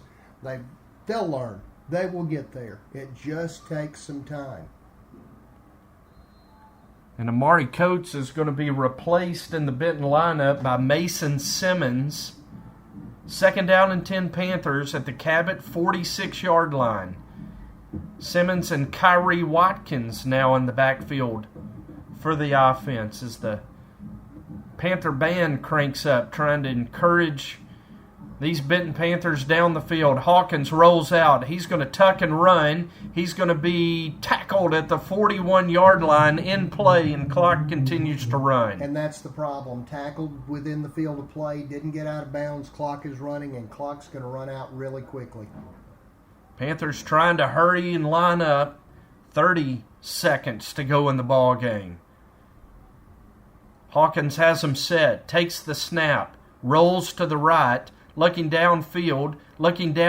Now he fires, and again, Preston Barker tried to turn and run upfield before he tucked it in, Bobby, and it goes incomplete. 4th down Benton. Great pass by Hawkins, hit Barker right in the chest, and he did. He just turned his head away right as the ball was getting there. Knew he had to get out of bounds and was thinking about it a little bit too much. 4th down and 5. 4th down and 5 Benton. Randy Shaw shouting instructions to that offense. Hawkins gets them lined up for this 4th down play. Game on the line right here. Snap back to Hawkins. He rolls to the right, protected by Simmons. Now Hawkins is going to run. He's hit at the 39 and fumbles the football, and Cabot's going to recover, but it doesn't matter. It was going to be short of the first down, and Cabot's going to win this one. And again, that's one of those plays with experience. You learn a whole lot. Hawkins tried to tuck and run. I don't think he really realized I got 5 yards to go for the first down. There's no way running where I'm trying to run, I'm going to get 5 yards. Even if I throw a pick, I've got to let go of the pass. Something he will learn as he plays more football. So for the second time in as many weeks, Bobby, the Benton Panthers on the 8th grade level are going to take a lead into halftime and see it evaporate in the second half. Cabot's going to win this one tonight 22-13 as they mark the ball ready for play and wind the clock, and the clock's going to run out here on this first game of tonight's doubleheader between Benton and Cabot North. Final reflections on the 8th grade game. Tough night. I do think the kids got better tonight over the way they played last week. They played against a very tough Cabot team that knows the system that they play within very well. These kids are just a very few weeks into learning their system. It's difficult when you're learning and growing and trying to build up and get some experience. I think as long as a group of 8th graders keeps getting better through the years, you got to have some appreciation for it. Well, it was a fun ball game. Benton comes up 9 points short tonight. Cabot wins at 22-13. We've got a 25-minute break between games. We're going to step away for about 20 minutes, so we'll be back with you at 7:20 for the second game between the Benton Freshman Panthers and the Cabot North Freshman Panthers on BentonPantherFootball.com.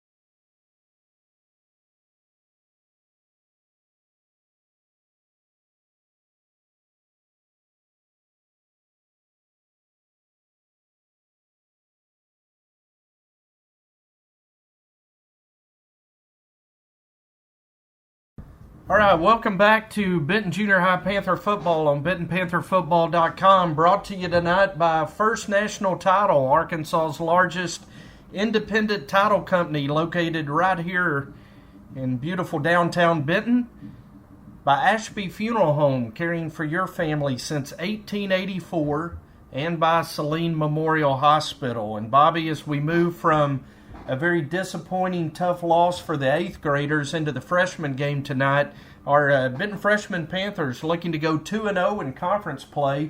Got a season opening win in conference play, 41-20 last week over Conway White. What you're going to see tonight is a pretty talented 9th grade group that is very capable of spreading the ball around. They're a balanced team. They've got good size all around, quite a few linemen. But what's most impressive to me is how many skill players are in this group. You got great quarterback play, several good receivers, running backs. You have the entire package with this 9th grade group. They shocked everyone last year when they were coming up. Nobody really thought they'd win more than 3 or 4 games the entire season, and they ended up winning about 15 or 16, counting A and B groups both. Neither one lost a game. They started the season with a really tough Marion Patriots team that was big, fast, and strong, and I think it was really what this group needed. They needed a little humility before they started conference play, and they sure enough got it. They came back last week against Conway and totally dominated a Conway team that was physically very similar to them, but just out-executed and outplayed, out-toughed a good Conway football team. Tonight, they will see an entirely different matchup with a Cabot team that looks very much like the 8th grade team because, again, they run the same system from 4th grade all the way through high school. Cabot will line it up. They'll try to stuff it down your throat. They'll run a little misdirection, might put it in the air 2 or 3 times, but other than that, they're going to run it right at you and dare you to stop them. Bobby, as you think about the defense tonight for the Benton Panthers, as we look out on the field, Sean Thornton, Tristan Redd, and Peyton Hudgens, the captains tonight for the Panthers.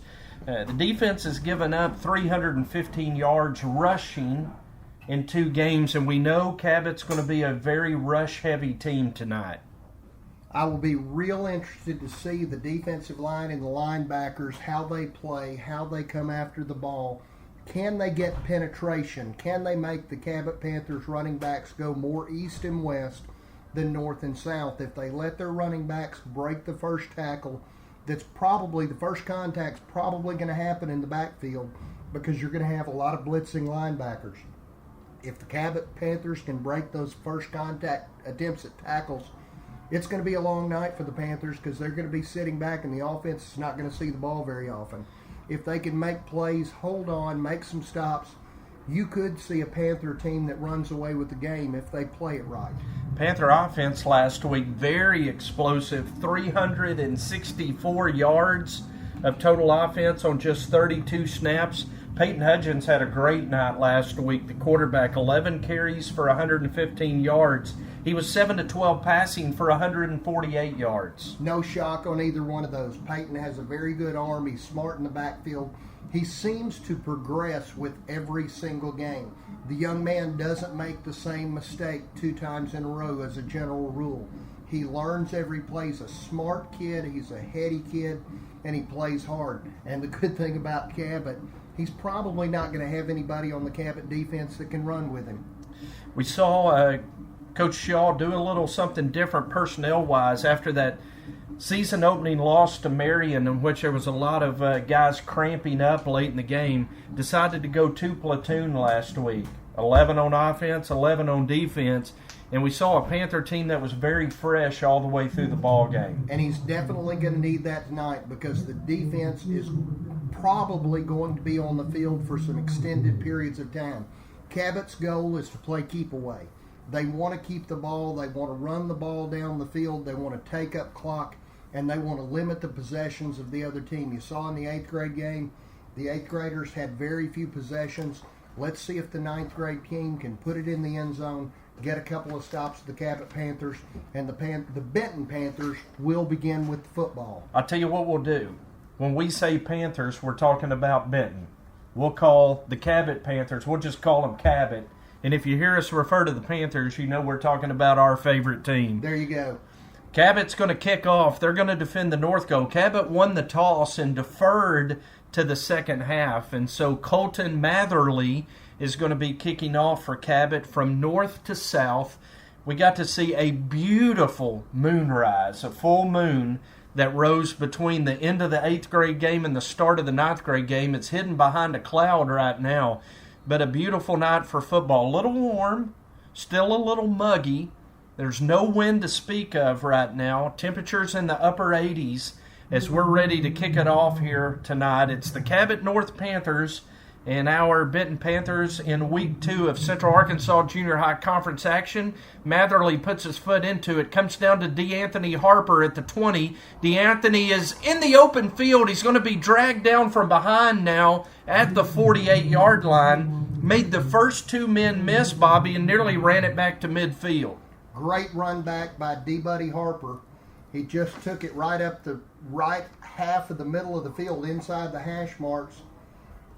And it's a great way to start the game. Looking good for the start. Good field position. Forgive me when I stutter and stammer. I'm running a computer with stats at the same time I'm trying to talk.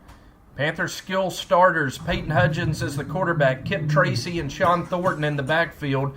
Braxton Slaughter, Cade Clark, and Connor Burrow, the receivers.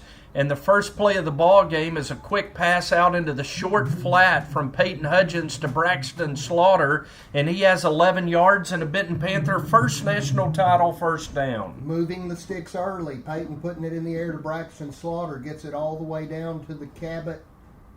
Trying to decide it's going to be at the 41.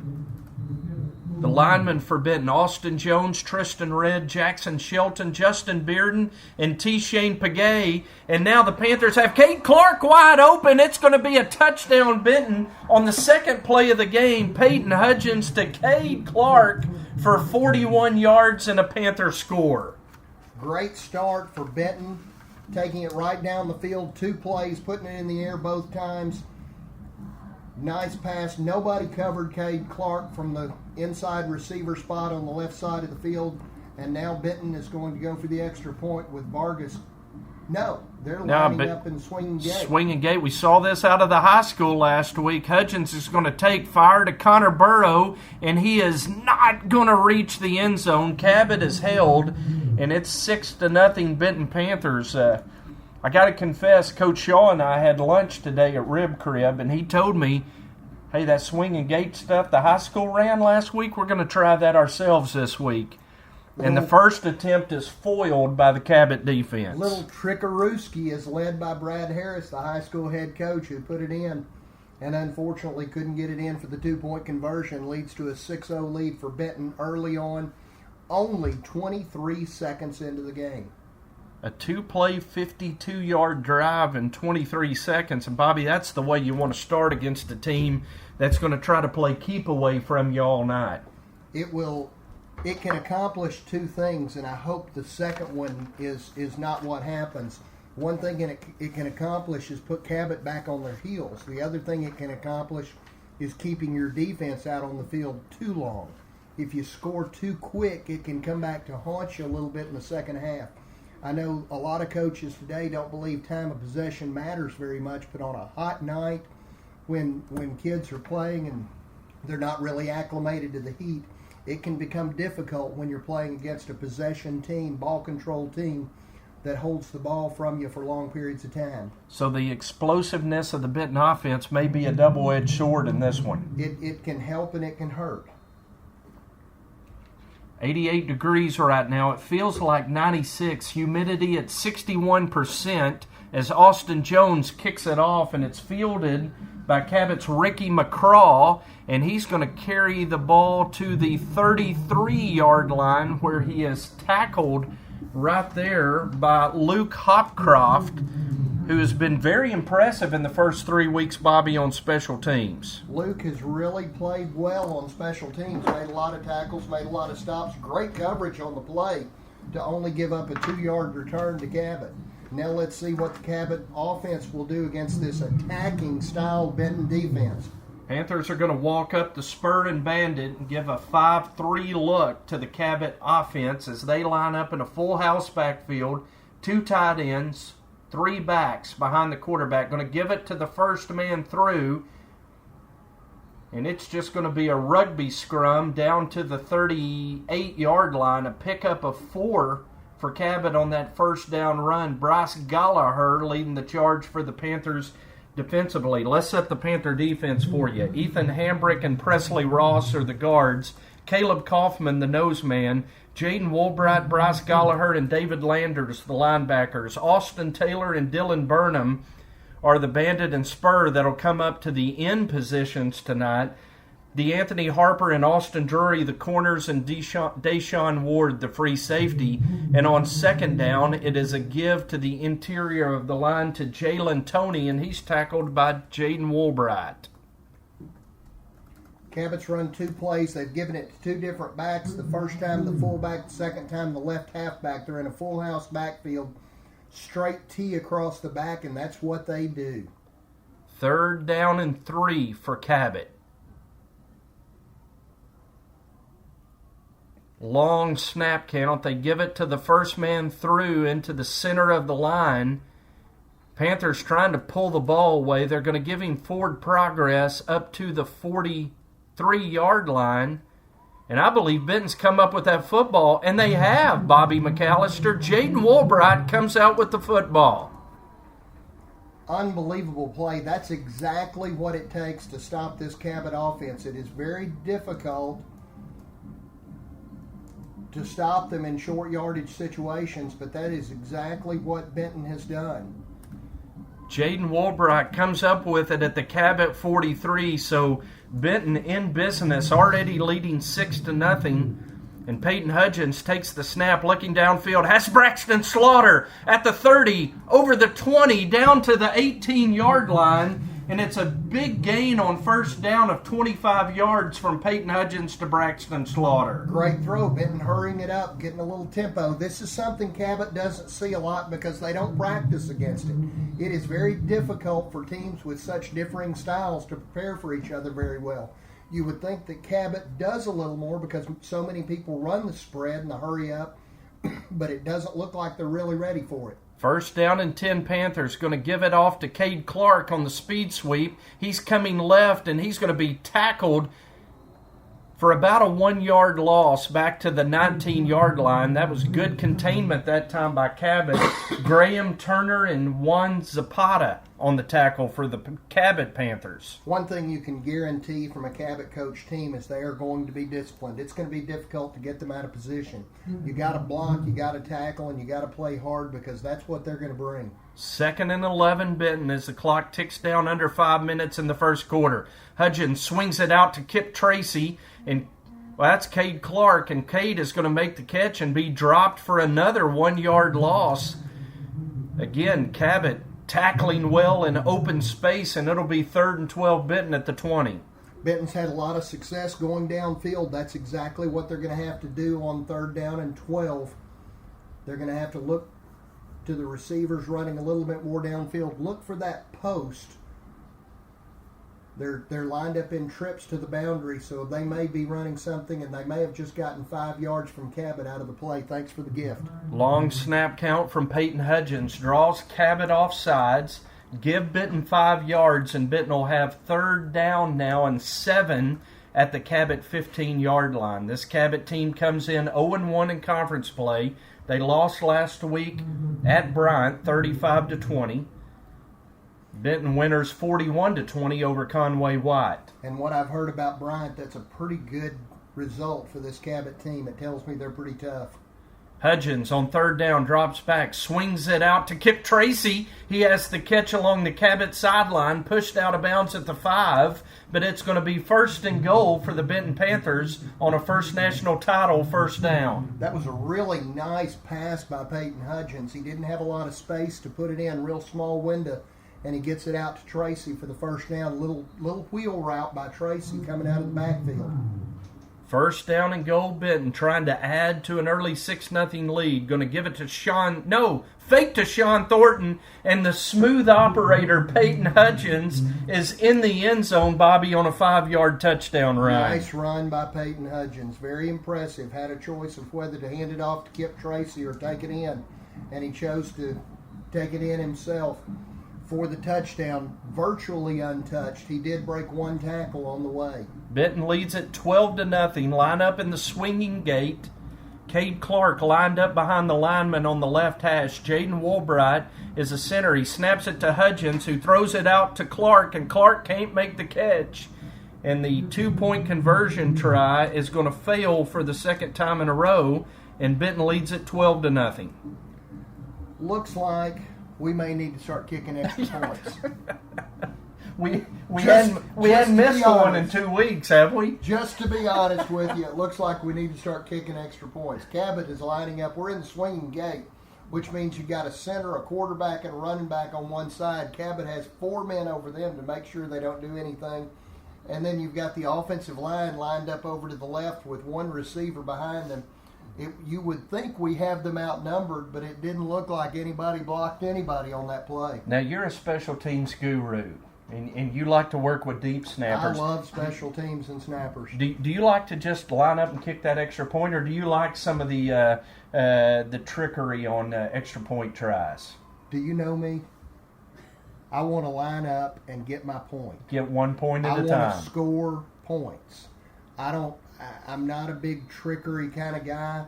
I want to score points. Now, if I need extra points, if I need a 2-point conversion here and there, I'm going to go for it. We've got a kickoff. Austin Jones kicks it off, and it's going to be fielded by Cabot at the 26. And that is a great tackle on special teams by Luke Hopcroft and Austin Taylor as they drop Trey Washington at the 30. Second special teams tackle of the night for Luke Hopcroft. Luke loves him some special teams, and he will go down and get it. Gotta love that. A kid has to have a great attitude and be a hustler to get down and make special teams tackles. First down and 10 Cabot at their own 32. Benton out to an early 12-0 lead. And Cabot's going to run the dive to the left, and there's going to be running room of about 5 yards for Cabot's Jalen Toney. Dylan Burnham in on the tackle for the Panthers. It'll be 2nd down and 5 for Cabot.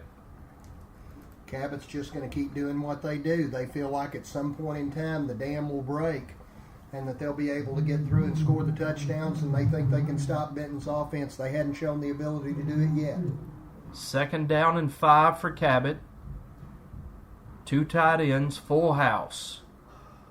Panthers with 8 men within 2 yards of the football. They give it off to the second man through this time, and David Landers and Ethan Hambrick are going to have the tackle for Benton. And that's what Benton can't do. They can't give up 5 yards a carry. They cannot give up big chunks. They've got to make some stops for 1 yard, 2 yards, and make Cabot play from either a long way away from that second stick or behind the sticks. 3rd down and 1 for Cabot. Ball at the 41-yard line. Panthers defense crowding that line of scrimmage.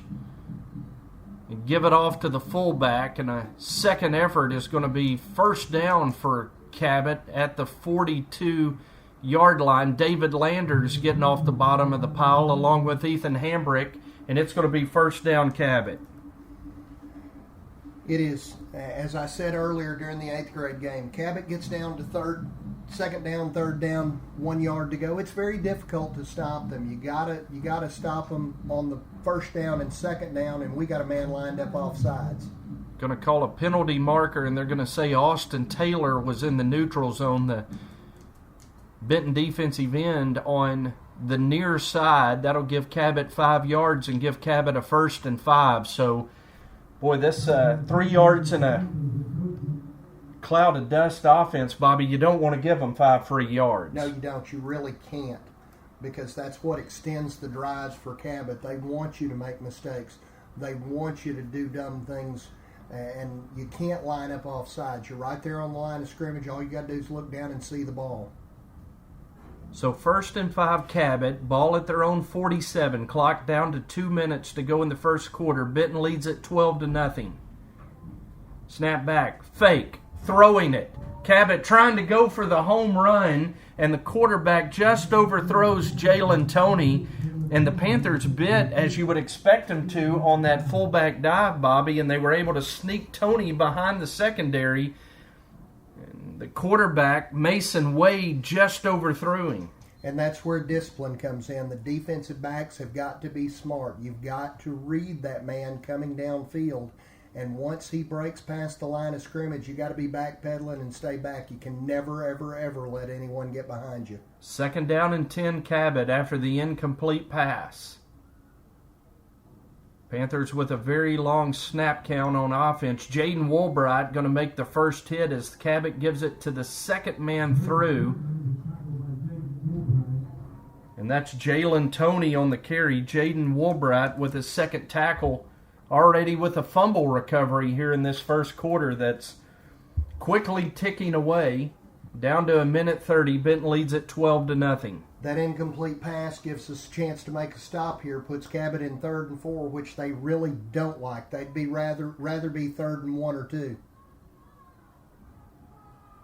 Landers, Gallagher, and Woolbright, the Panther linebackers, very near the line of scrimmage. Give it to Toney, coming wide to the near sideline, and that's good tackling in the open field that time by Cade Clark, or Dylan Burnham and Austin Drury on the tackle. Nice job of tackling, a little misdirection, sweep to the weak side, and Cabot gets it down for the first down into Benton territory for the first time tonight. And that was the first time tonight we've seen Cabot run wide. Everything had been in the interior between the tackles, Bobby. That time they go outside the end and get the first down. They will pull some surprises with some misdirection. And the difficult thing, they have learned this system so well, they hide the ball well as they're faking it back and forth.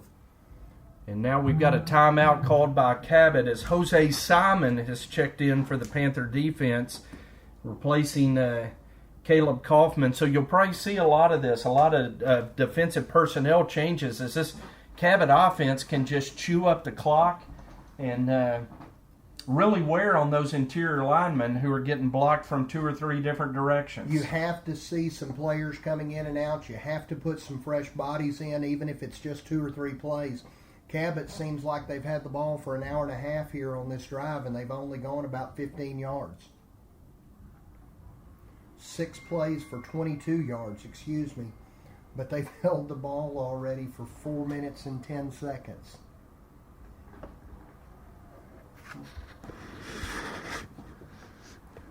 This is definitely one of those times that the Cabot offense can wear a defense down. It's what I was talking about earlier. With as strong as Benton's offense has been, they have almost scored too quickly for the defense to be able to hang. It's a great decision by Coach Shaw to play some extra players on the defensive side of the ball and give some players some breaks. So it's 1st and 10 Cabot at the Benton 47-yard line. 54 seconds to go in the first quarter. Cabot again, 2 tight ends, 3 men in the backfield. Give it to the second man through. It looked like there was a mishap on the exchange for Cabot. Jose Simon leading the charge for the Panther defense. It's going to be no gain, and it'll be 2nd down and 10. Nice play by the interior Benton line.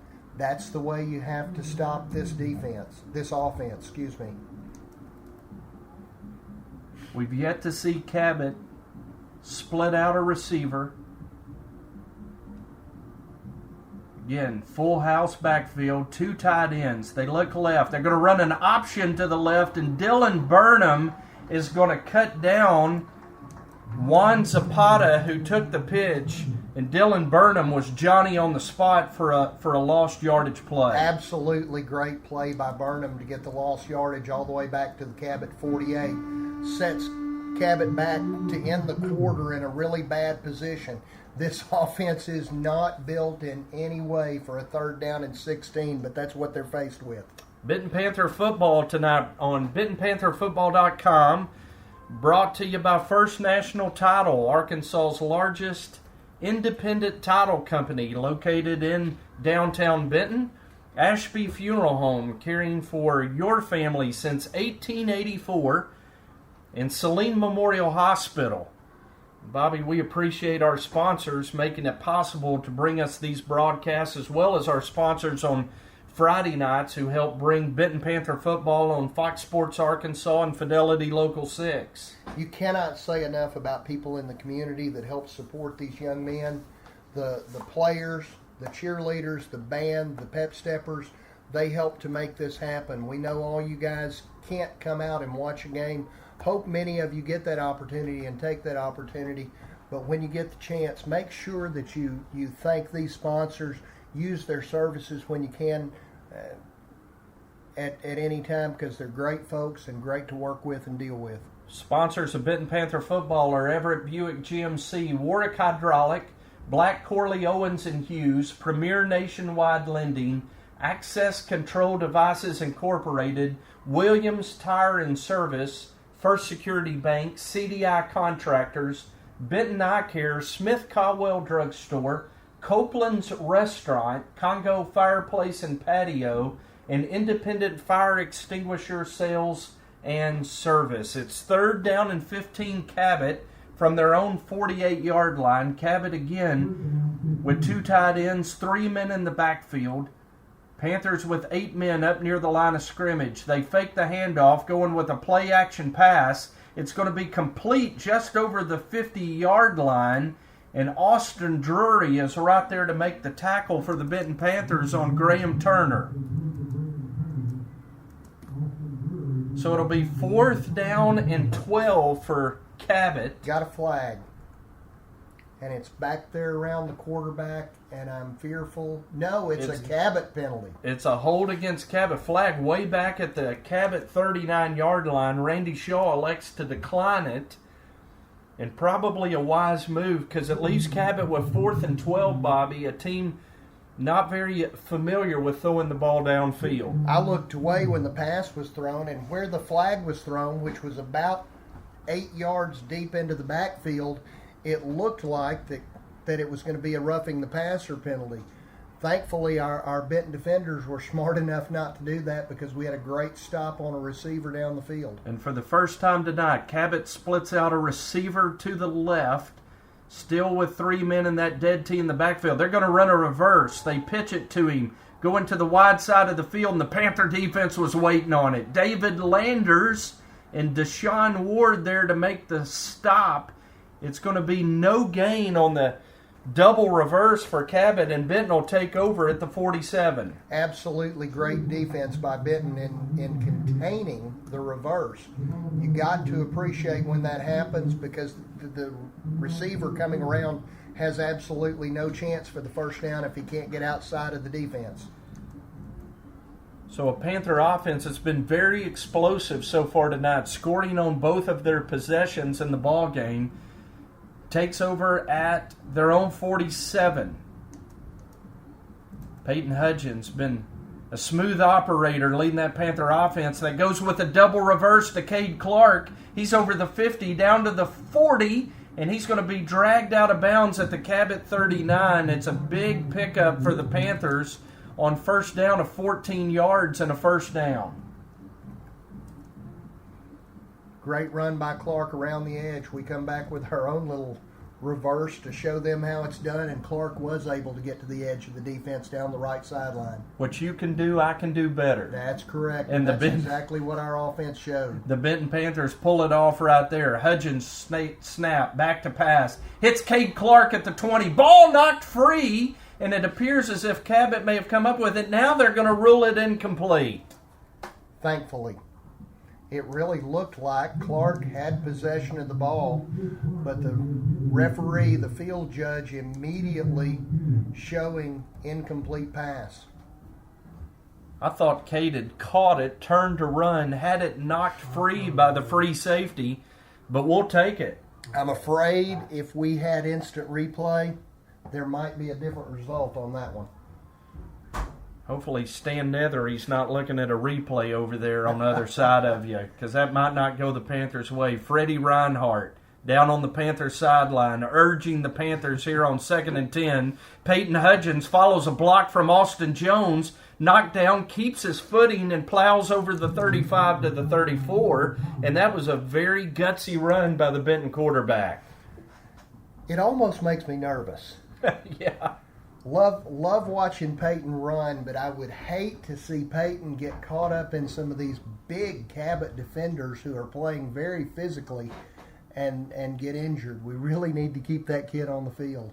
3rd down and 4, Benton at the 34. Going to run the option to the right. Pitch it to Sean Thornton. Gets a knockdown block at the 34, and that's going to spring him down to the 30 and a Benton first down. But how about Cade Clark blocking on the edge, Bobby? It almost didn't look like Cade was going to get the block, and then all of a sudden you see him make contact, and the Cabot defender goes straight down on his back and pop the hole for Sean Thornton to get the first down. 1st and 10, Benton at the Cabot 30. Panthers leading 12-0 and trying to add to that lead here midway in the second quarter. Peyton Hudgens takes a snap. Now he's going to be snowed under and dropped for a 7-yard loss, and busting through was James Coffey, the big defensive tackle for Cabot. Peyton never had a chance. He looked up, thought he had a receiver, was about to raise his arm to throw the ball, and about that time he gets smothered. Big loss on the play makes it 2nd down and 17 for Benton. The good thing is Cabot hasn't shown the ability to stop this offense. Thornton, the lone back in the backfield, as DeAnthony Harper splits out Braxton Slaughter on the square end at the 25, catches it, leans forward to the 23, and it gives Benton a very manageable 3rd down and 3. Braxton Slaughter just curled up right down the field. Peyton looked at him, threw it, zipped it out there. Braxton secured the ball, turned around, got what he could get, puts us in a good position. 3rd catch of the night for Braxton. Good game so far for the freshman wide receiver for the Panthers. Hudgens rolling out on the 3rd down play. Hits Cade Clark at the 18. He's going to carry it all the way down to the Cabot 5, and it'll be 1st and goal, Panthers. Another great play. Peyton Hudgens rolling out to his right. Cade was wide open. Cabot has not shown the ability to stop these receivers. And the problem with this group, as I said before right at the beginning of the broadcast, there are so many different people in maroon that you can put the ball in their hands and they can make yardage. A lot of weapons. And we'll see if Peyton Hudgens can carry into the end zone. He's going to be tripped up at the 2-yard line. Zone read play. Took a long time to read that one, Bobby, as he faked it to Sean Thornton, kept it, and Hudgens upended at the 2. Same play he scored on down at the north end of the field. This time he couldn't quite get to the end zone, but does make yardage down to about the 2 or 3 yard line. Gives Benton a chance to line up a little bit closer to that goal line. DeAnthony Harper is the upback. Sean Thornton at the tailback. A pistol look this time for the Panthers. They give it to Big Sean, and he rumbles into the end zone for the 3rd Panther touchdown. And with 3:51 to go in the second quarter, Benton leads it 18-0. Did you really have a lot of doubt whose hands the ball was going into that time? Sean Thornton lined up as a single back in the backfield. D-Buddy Harper was lined up at the upback right at the heels of the guard tackle on the right side. Peyton just turned and handed it to Sean and said, "Take it away, big boy."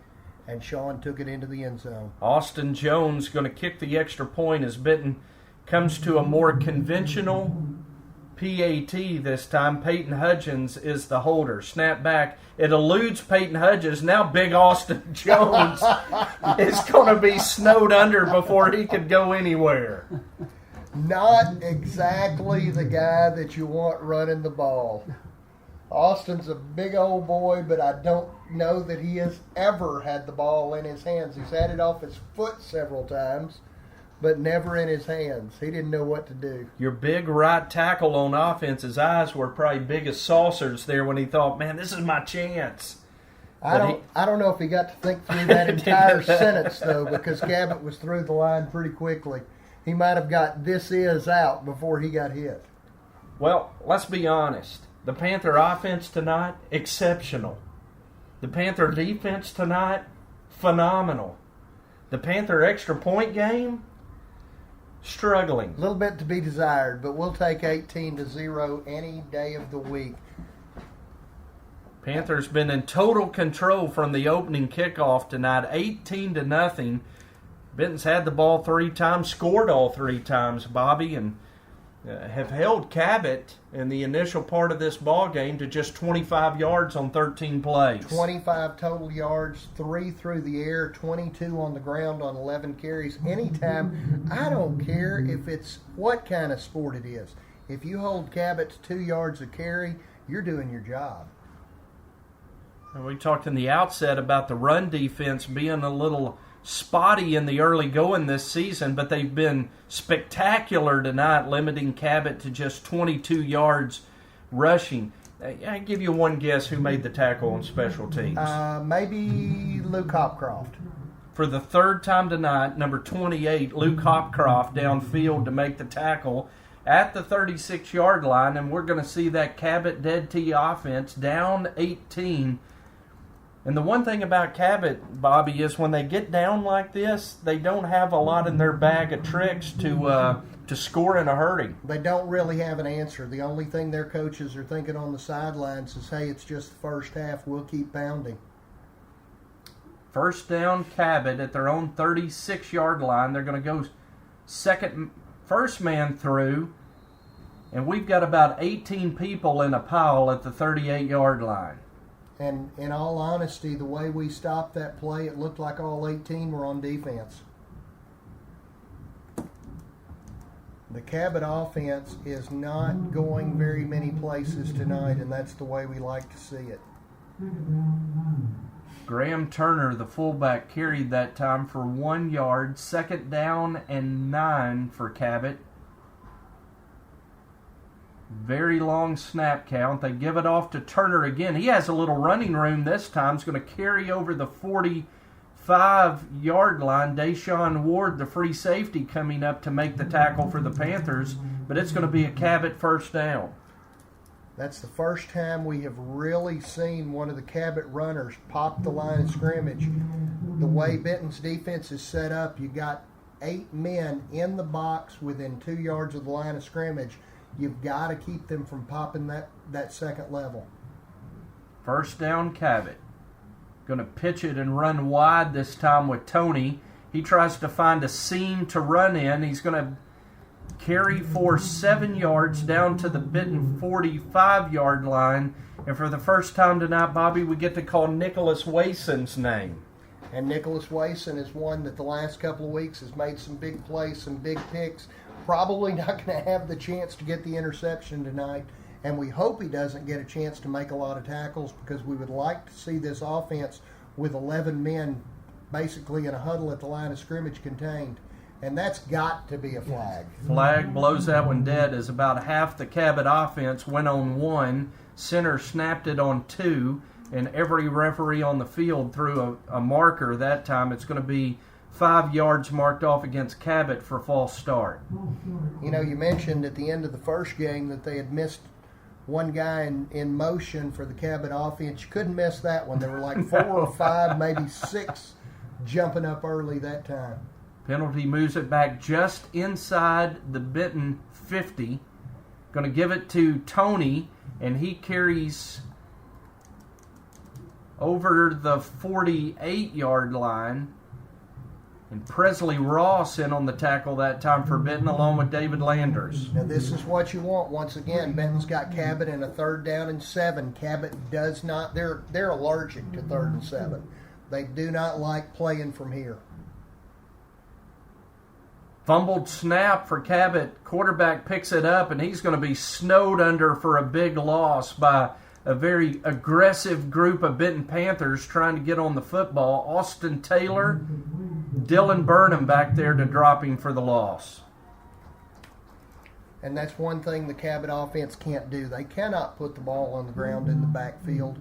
They run on very precision fakes and handoffs in the middle. They're passing it, faking to one back, going one direction, handing it off to another. And if you drop the ball, the timing is thrown off, and they are in trouble. Clock ticking away toward the end of the first half, down to 40 seconds. It appears as if Cabot is going to call a timeout, and they do before the snap clock expires. 37.3 seconds to go, Bobby. Benton leading at 18-0, and really in total command the whole ball game. And you would think here with the clock running down in the second quarter going into the half that Cabot might get some kind of a sense of urgency, try to score, try to do something to make this game a little bit closer before going into the half. They don't seem to be in a hurry at all. They don't, but this is Cabot. This is the way they play. I mean, you know, it may seem odd to us and confusing to us, and why aren't you airing it out here and trying to throw the home run? But this is just the way they play football. It is. And I don't have a problem with not airing it out. What I don't comprehend is not being able to change your pace just a little when the clock is running out and you really need a score going into the half to give yourself something to encourage your kids about at halftime. And now, very interestingly, Cabot took time out to send on their punt unit. Colton Matherly is going to be back to kick for Cabot. He takes the snap, puts his foot into it at the 40-yard line, and he's going to kick it to the Benton side of the field at the 37, where it's going to roll out of bounds. Kicked it away from Austin Taylor. No chance for the Panthers to get a return. And now we've got a penalty marker back at the 40, a personal foul, roughing the kicker against Benton. So what Cabot couldn't earn on their own, Benton's going to give them via a penalty. Wow. Just really a surprise there. I'm shocked that we would let that happen. It's just, you can't do that in that kind of situation. Up 18-0, a penalty against Benton being marked off, and it's going to give Cabot a first down. Let's see where the umpire is going to stop and put the ball down right at the 35-yard line of our Panthers. So Cabot is going to have it now at the Benton 35. First and 10, clock down to 30 seconds to go in the first half. Cabot splits out a receiver. Quarterback looking to throw, fires way over the head of his intended receiver as he tried to get it to Trey Washington. Austin Drury on coverage for Benton. And what once was new life for Benton set Cabot up with the opportunity to score. But the other problem with the Cabot offense is without practicing the pass, you just don't have the ability to do it. Jose Simon back in at nose man for the Panthers. Second down and 10, Cabot at the 35. Ball on the far hash mark. Cabot again splits Washington to the near side. They give it to the fullback on the dive, and the carry is going to be down to the 29-yard line. Simon and Deshaun Ward on the tackle for the Panthers. Leaves a 3rd and 4 with the clock running, and I really seriously question whether Cabot can even get up to the ball quick enough to get it snapped. 5 seconds. 4 seconds. Cabot at the ball. Can they get the snap off? They can't. There's the horn, and that's going to send us to halftime with the Benton Panthers leading at 18-0. This is Benton Panther Football on BentonPantherFootball.com. Brought to you tonight by First National Title, Ashby Funeral Home, and Saline Memorial Hospital. And if Scott Nethery remembered, he's our halftime guest tonight. We'll visit with him here in a moment if he remembered. If he didn't, we'll get his daddy over here and talk to stats. If not, then we'll let Bobby talk about stats, one or the other. I think Stan Nethery sounds like the best option of the three. I tell you what, we'll take a break and see if Scott shows up. We'll be back in 2 minutes. This is Benton Panther Football on BentonPantherFootball.com.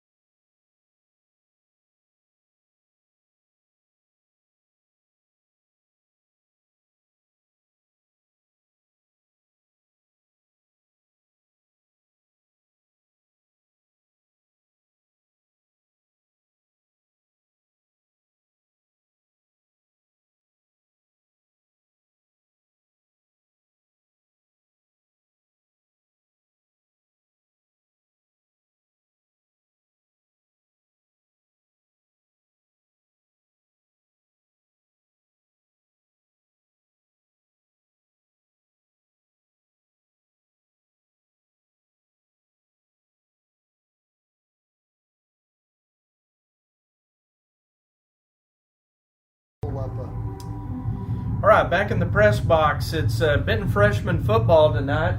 Freddie Reinhardt has wandered into the booth with a big grin on his face because Benton leads Cabot 18-0 at halftime. Bobby's going to have some stats for us in just a moment, but let's give you an update on Benton Junior High Panther volleyball. Monday night was the night that the Russellville Whirlwinds came to visit the Benton Arena. The 8th grade bunch was pretty scrappy and left with a 17-25, 26-28 victory. According to Coach Shoup, the Lady Panthers didn't weather the storm real well when the Whirlwinds came to town, but the 9th graders did. The Lady Panthers were prepared for the Cyclones.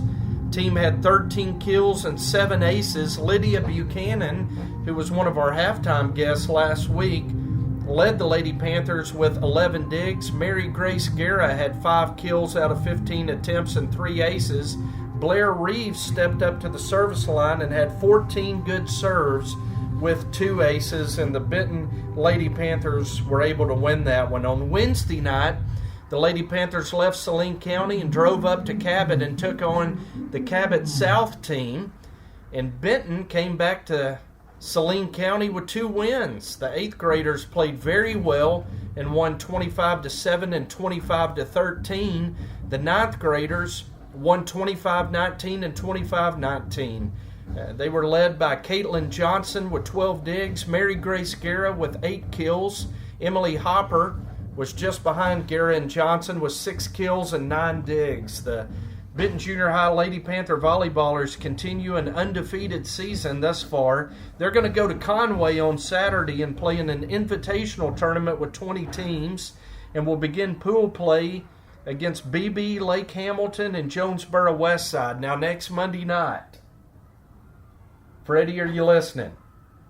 Next Monday night is the Baby Salt Bowl volleyball style at the Benton Arena, when the Benton Junior High volleyball team plays the Bryant Junior High volleyball team. 8th graders are going to play at 4:30, 9th graders at 5:30, and the 8th graders will play again at 6:30. So you'll want to come out next Monday evening and watch the Benton Junior High volleyball team. I promised Coach Shoup last Thursday that I'd come watch her team, and I did Monday, and I'm telling you, it was fun. I enjoyed it. We might have to go next Monday. You want to? We might just do it. Okay. Cheer on those girls. They're undefeated. First place in the Central Arkansas Junior High Conference. Who's the one? The 8th grade undefeated or 9th grade? 9th grade's undefeated. Yeah, I'll go with you. All right. Me and Freddie are going to be there. We might try to twist the arm of Bobby McAllister to come too. What should I wear? Well, we'll talk about it, okay? So, Benton Band out on the field. Freddie Reinhardt's already counting the hours to Junior High Panther volleyball next Monday night. Bobby, as you look over the stat sheet at halftime, Benton leads at 18-0. It's lopsided on the scoreboard, and I think probably lopsided on the stat sheet as well. Pretty doggone lopsided on the stat sheet. As a team, Benton has 7 first downs to Cabot's 4. Cabot, of course, all of those by rushing, 1 by penalty. Total rushing yards, Cabot does lead in that, 46 yards to 26 on 7, but Cabot's rushing yards, 46 yards on 17 attempts for a 2.7 yard average. Benton is 26 yards rushing on 8 carries, not a whole lot better rushing, hasn't been a whole lot of room to run, 3.2 yard average. Where Benton is absolutely killing Cabot, Peyton Hudgens, 7 completions in 8 attempts for 117 yards. Benton has been able to put it in the air and put it in the air effectively. The average per attempt, which is what you really like, 14.6 yards per attempt and 16.7 yards per completion. 1 touchdown passing, 2 touchdowns rushing, and unfortunately no ability to complete an extra point by Benton. Two passes that couldn't get into the end zone on the swinging gate, and the next time a bad snap on an extra point attempt that was going to be attempted by Austin Jones. Cabot has put the ball on the ground 1 time and lost it. I really didn't count the fumbled snap. It was just a lost yardage rushing play. Cabot has 2 penalties for 10 yards. Benton has 2 for 20. Benton individual play, Cade Clark has 2 carries for 12 yards. Peyton Hudgens, 4 carries for 7 yards. He would have had more. He had that 7-yard sack. Sean Thornton, 2 carries for 7 yards. Receiving, Cade Clark has 3 catches for 57 yards, 1 touchdown, a long of 41 yards. Braxton Slaughter, 3 catches for 50 yards, 25 each. And Kip Tracy, 1 big catch for a big first down in the first half. Benton looks really good. Not many other stats to look at, but those are awfully good. Well, we'll give you a couple on the defensive side. How about David Landers with 6 tackles in that first half? And, boy, these linebackers, they're licking their chops because Cabot running between the tackles. It's a good night for a linebacker to rack up a lot of tackles. Jaden Woolbright with 3 tackles. He recovered a fumble in that first half. And Dylan Burnham, a young man who really impressed us last week, Bobby, 4 tackles, 2 tackles for loss in the first half. Dylan has really come on. Didn't play a lot on Thursday nights last year with basically the new philosophy of the coaching staff to put some more kids in on defense because there really aren't a lot of kids in this 9th grade group that can play football. And Dylan has shined. He really is making his English teaching daddy happy. There you go. You think about it, Dylan's a young man who, with the philosophy of playing 22, is probably getting a really good opportunity here. I mean, he's making the most of it. Really is. There are a lot of the kids. Nicholas Wason is one that we're seeing make the most of it. Luke Hopcroft has done a great job of coming in, filling in some gaps, playing a little defense, but just playing out of his mind on special teams. Hope he doesn't wake up. I want to give a shout out to a couple of guys. How about Ryan Tanaha and Coleman Harris? Not only dressed out for the Panther football team, but performing with the Panther band at halftime. How cool is that? I think it's great. Kids ought to have the opportunity to do as many things as they can. When I've been traveling with the high school football team now, this is my 18th season, and the only team that I had seen do that before was Lake Hamilton. And it's good to see kids be involved in as many things as they can. They need the experience. They need the opportunity to see that school can be fun. You can learn things, Jim, no matter what you do. You don't just, not to minimize English class, math class, social studies class. You can learn things everywhere. And kids ought to be given that opportunity. Speaking of Lake Hamilton, that's our first junior high road trip. We've been home 3 weeks in a row and gotten a little bit spoiled just, having to go over across town to ball games. Next week we've got to go down to Lake Hamilton, and Lake Hamilton right now is giving a very good Bryant junior high team all they want. It's 6-0 at halftime tonight as Bryant and Lake Hamilton play. That's kind of scary.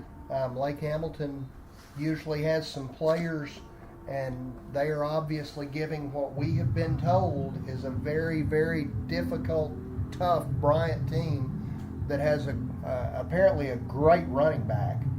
They're giving them all they can handle. Benton leads at 18-0 at halftime. This Cabot North team that we're seeing tonight played at Bryant last week. Bryant beat them 35-20. It was 35-6 at halftime. So this Cabot team was way down last week at half, didn't give up, fought back, outscored Bryant 14-0 in the second half last week. So, one thing you know about Cabot, they're going to run the ball, they're going to milk the clock, even when they're behind. They're going to stick to what they do, and they're not going to give up, Bobby. They're going to come out and fight our Benton Panthers to the very final horn. They are, and you might as well expect it to be a tough second half. It's not going to be easy by any stretch of the imagination. What Cabot's got to show is they've got to show the ability to stop this Benton offense. Believe the only time has Benton's offense been stopped in the first half? No. So Panthers scored on all their possessions in the first half, which was just 3, and that's kind of the way it works when you play Cabot. They're just going to milk that clock. You got to make the most of your opportunities with the football, and the Benton Panthers did that in the first half. 2 weeks in a row that we've seen at least so far 3 halves of games that the only thing that stopped Benton's offense is either the goal line or Benton's offense, and we'd like to keep that going in the second half.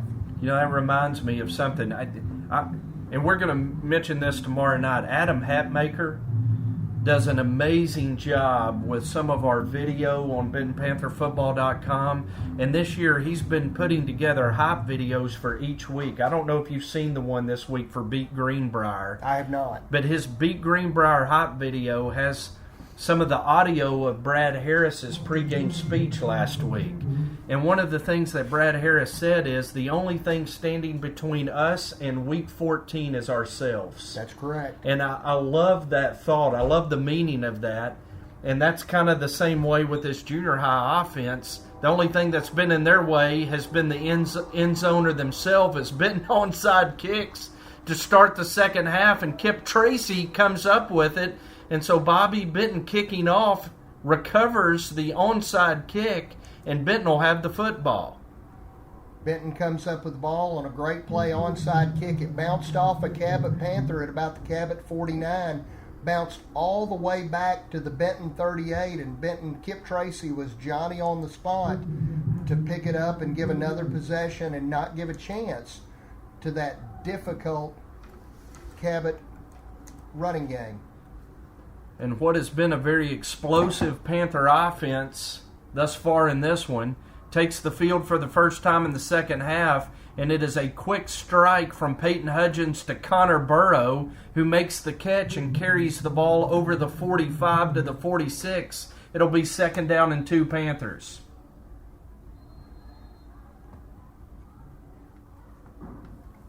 Hudgens looking to the sideline. Slaughter, Clark, and DeAnthony Harper lined up in single file on the near side. They break to run their route. The throw is to DeAnthony. He makes 2-man miss in the open field, makes a move. The safety's going to clip him at the 25. He goes down at the 22, but there is a flag lying back on the Benton side of the 50 at the 39. It's a hold, and a big play is going to be brought back. Holy cow, you just can't let that happen. That is the kind of situation that can change momentum in a game. Benton gets a big play, gets it in the hands of one of the best athletes on the field, DeAnthony Harper. Harper takes it all the way down to the Cabot 22, but we're going to be sitting back if they run it from the spot of the foul all the way back to about the Benton 29. Well, you're talking about flipping the field right there. Benton would have had it down at the Cabot 23. The penalty's going to bring it all the way back inside Benton's own 30 at the 29, and it leaves Benton with a 2nd and 18. Cabot nose man anxious, but did not jump off sides. Harper, Clark, and Slaughter split to the wide side of the field. Burrow to the short side. Hudgens takes the snap, drops back, airing it out for Cade Clark. Ball batted away at the last moment, and credit the Cabot cornerback, Trey Washington, with good coverage. One of those situations where Peyton Hudgens threw the ball kind of up in the air, put a lot of air under it out to Cade. It was an accurate ball, but somebody, hopefully Cade, needed to go up and get the ball at its highest point, and both the defender and Cade let the ball come on down where the Cabot defender could knock it away. 3rd down and 18 now for the Panther offense. Hudgens looking downfield. This time fires a laser to Cade Clark, and he seemed to lose his footing at the last minute, Bobby. Couldn't come up with a catch. In Cabot territory at the 45, and Benton will have 4th and long, and we've got another flag and another hold against the Benton offense. Pass was a little low. Cade tried to get down and get it, but they're going to wisely decline the penalty and give Benton 4th and 18. More than likely, although they're lining up in their offense, they're going to punt it away because Peyton Hudgens is also the punter. Panther offense lines up. Hudgens with a long count now looks to the sideline, and he is going to drop back now in punt formation. Going back to return for Cabot is Mason Wade, their quarterback. He has to retreat to the 30. It hits, takes a big Benton roll. Mason Wade chasing it. Now the Benton Panthers are going to down it inside the 15-yard line. And boy, Peyton Hudgens with an excellent punt, Bobby, of 56 yards? 56 yards exactly. A great punt. That punt had a lot of roll, but it had a lot of air under it as well. He kicked it over the head of Mason Wade, the return man. Probably the best punt I've ever seen Peyton hit. It had a lot of height. It made Wade run backwards trying to get to it, and then Wade almost made the absolute worst mistake he could make, running after a ball that he should have yelled to get away from. So Cabot takes over at their own 14-yard line. And they've got to feel like Moses in the wilderness as far as they have to go with the offense they run right here. Give off to the first man through, and David Landers with his 7th tackle of the night for the Panthers on defense to make the stop. No gain, 2nd and 10 Cabot.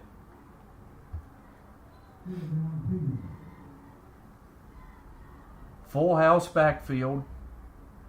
2 tight ends in the formation for Cabot, the preferred offensive formation the entire night for that Cabot Panther defense or offense, and they give it off to Tony, and Austin Taylor is going to make a shoestring tackle after just a minimal gain, and Cabot's going to have 3rd down and 6. Cabot with a little misdirection sweep that time. Tony tried to take it into the boundary. Austin Taylor makes a great play in the field to bring him down for a minimal gain. 3rd and 6, maybe even 7. Cabot up to the line. Play action. Rolling out into the flat. Austin Drury's going to pick it off. And Austin Drury has a chance to take it all the way back. He does! A defensive touchdown for the Benton Panthers as Austin Drury picked off that play-action pass from Cabot and took it back to the end zone for a touchdown. But, Bobby, we've got a flag at the 2-yard line. Have no idea what the flag is. We don't like seeing that. It's an unsportsmanlike conduct against Benton. Hopefully it will be after the play to at least give us the touchdown. So it looks like somebody got a little bit too excited, playing like they're Kenny Hill from TCU. Panthers with their 4th interception of the season. Nicholas Wason leading the team with 2. DeAnthony Harper with 1. And now Austin Drury with not only an interception but a defensive score. And now we're back to the swinging gate without enough players on the field. And we got players going every which way now. As they're going to go swinging gate with a pistol luck. Cade Clark comes in motion. Oh, my word. All right. Yeah, next time Shaw and I go to lunch, I'm gonna tell him, look, we need to put this swinging gate in our back pocket. It's not been a thing of beauty tonight on the extra points. Benton leads at 24-0. Cabot is lined up where you cannot go to the wide side of the field. They've got too many defenders over there to try to run the ball. They had 5 that time defending, and when we tried to go to the area behind where the offensive linemen are lined up over on the left, and Shane Pagay is just distraught. Completely distraught. I tell you, it looks like some of the old plays that Ralph Sims would draw up in the dirt when we were kids. Shane's calling plays from the stands.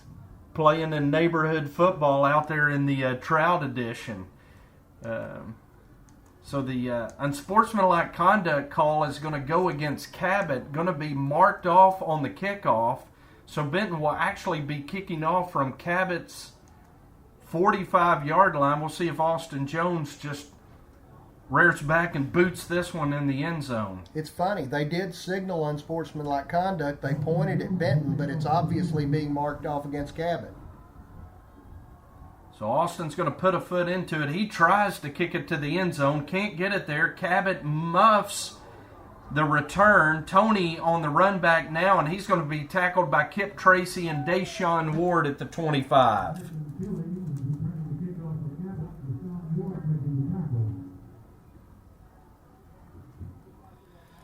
So it'll be first down Cabot at their own 25-yard line. 5:07 to go in the third quarter. Panthers lead at 24-0 in a game, quite frankly, that Benton's totally dominated from the start. Cabot's worst starting field position of the night, and they, except for the punt on an opening drive after a Benton score and a kickoff, the penalty really hurt them, has knocked them back, and Cabot's offense still ended the midway through the third quarter with only 53 total yards, has shown no ability to consistently move the ball at all. Panther defense ready for another Cabot run play.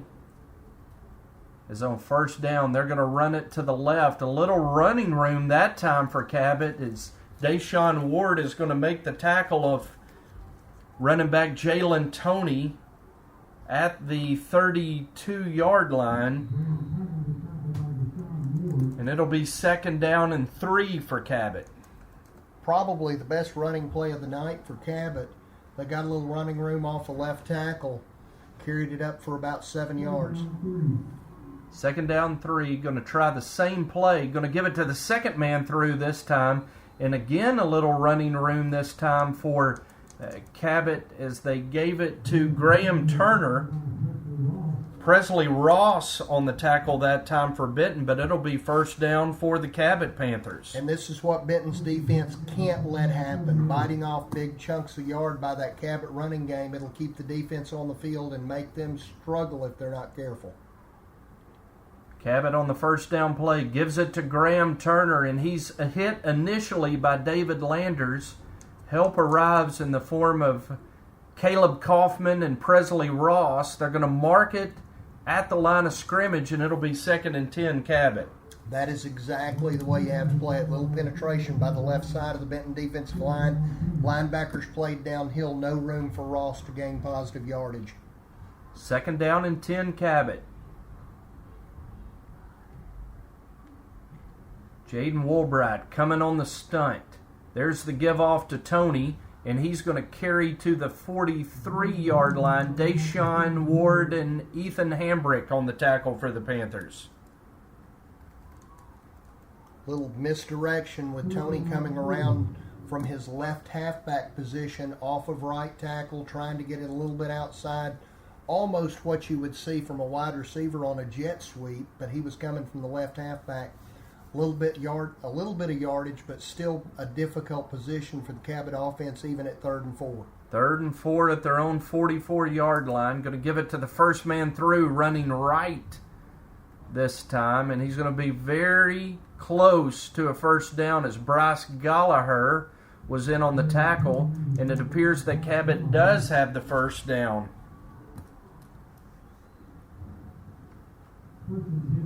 Cabot running back carries it out just outside the Panther 48-yard or the Cabot 48-yard line.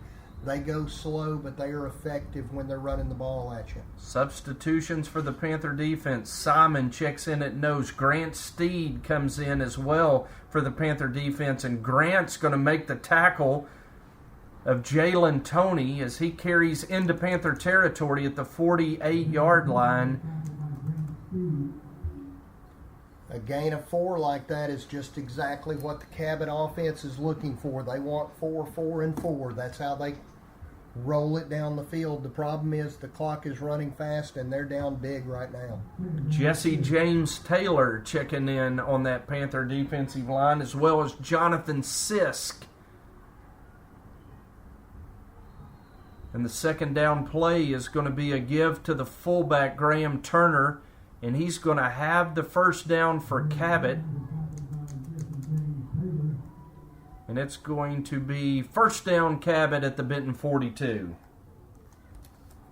Cabot seems to have gotten themselves untracked. They were looking for this kind of a start to the entire game, but they've struggled up to this point.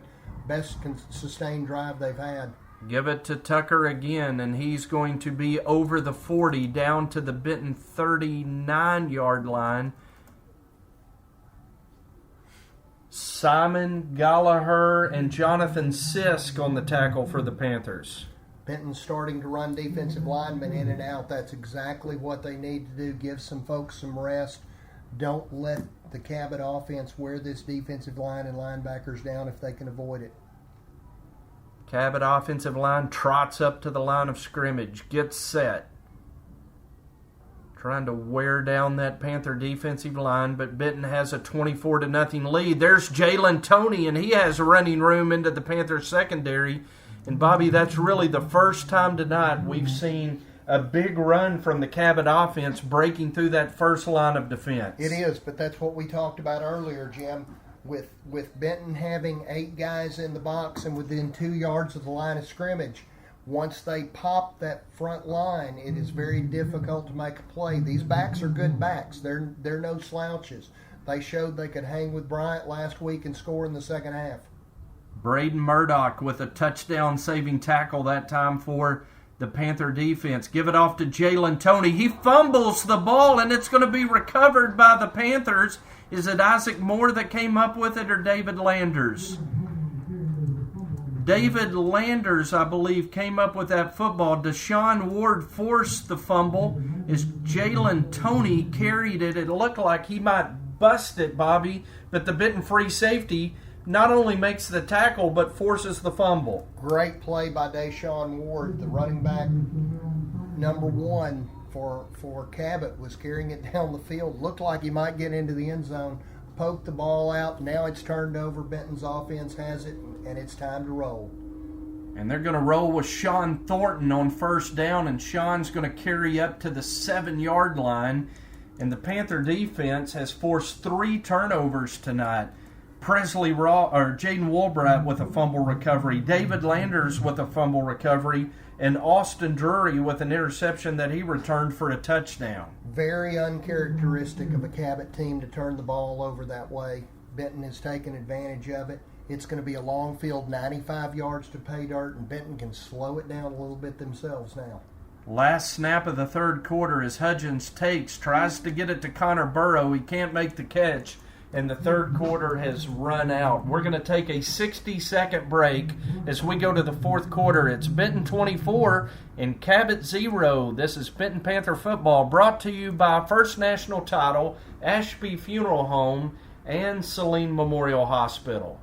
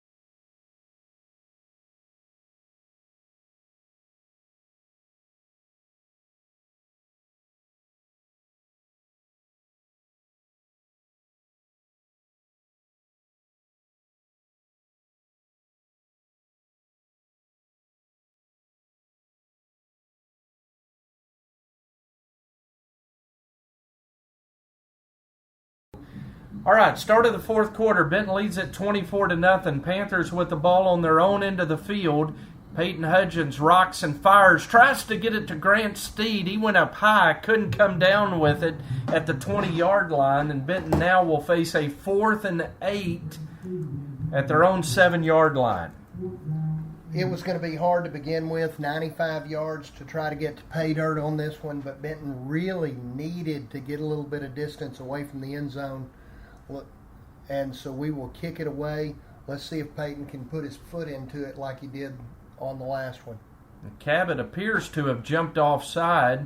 That's going to buy Benton 5 yards and leave them with 4th down and 3. Don't think that changes anything in Randy Shaw's mind here with a 24-0 lead deep in your own territory at the beginning of the fourth quarter. I doubt we line up in the swinging gate on this play.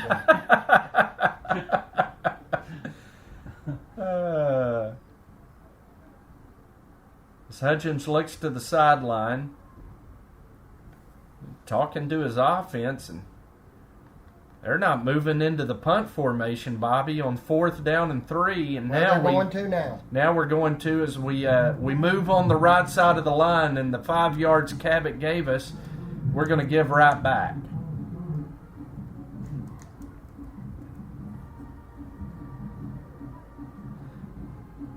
So we were at 4th and 8. We went to 4th and 3. Now we're back to 4th and 8, and let's just punt this thing away and get it over with. Makes what life do you a little say? simple. I wouldn't complain about that penalty if the clock is running again now. Here we go. Hudgens moves Thornton to his right side, and now Benton's going to move into punt formation as Hudgens a step into his own end zone, takes the snap and boots it away. Cabot with no one deep. The ball lands at the 45, bounds over midfield, inside the 45. He touched it, and I don't know if the official... He did see it. He did see it. He did see it. Sure, that ball pounced on it, too. Wow. I tell you, Jalen Toney is going to get an education from the Cabot coach. That's the second time he's done that tonight, Holy Bobby. cow. Just chasing the football, and it's going to go down as a fumble recovery on special teams for Connor Burrow.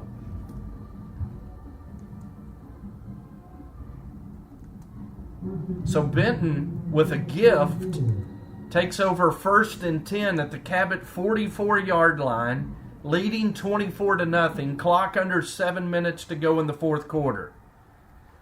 Going to give it to DeAnthony Harper on the jet sweep to the right, and DeAnthony's going to be very near a first down at the 35-yard line.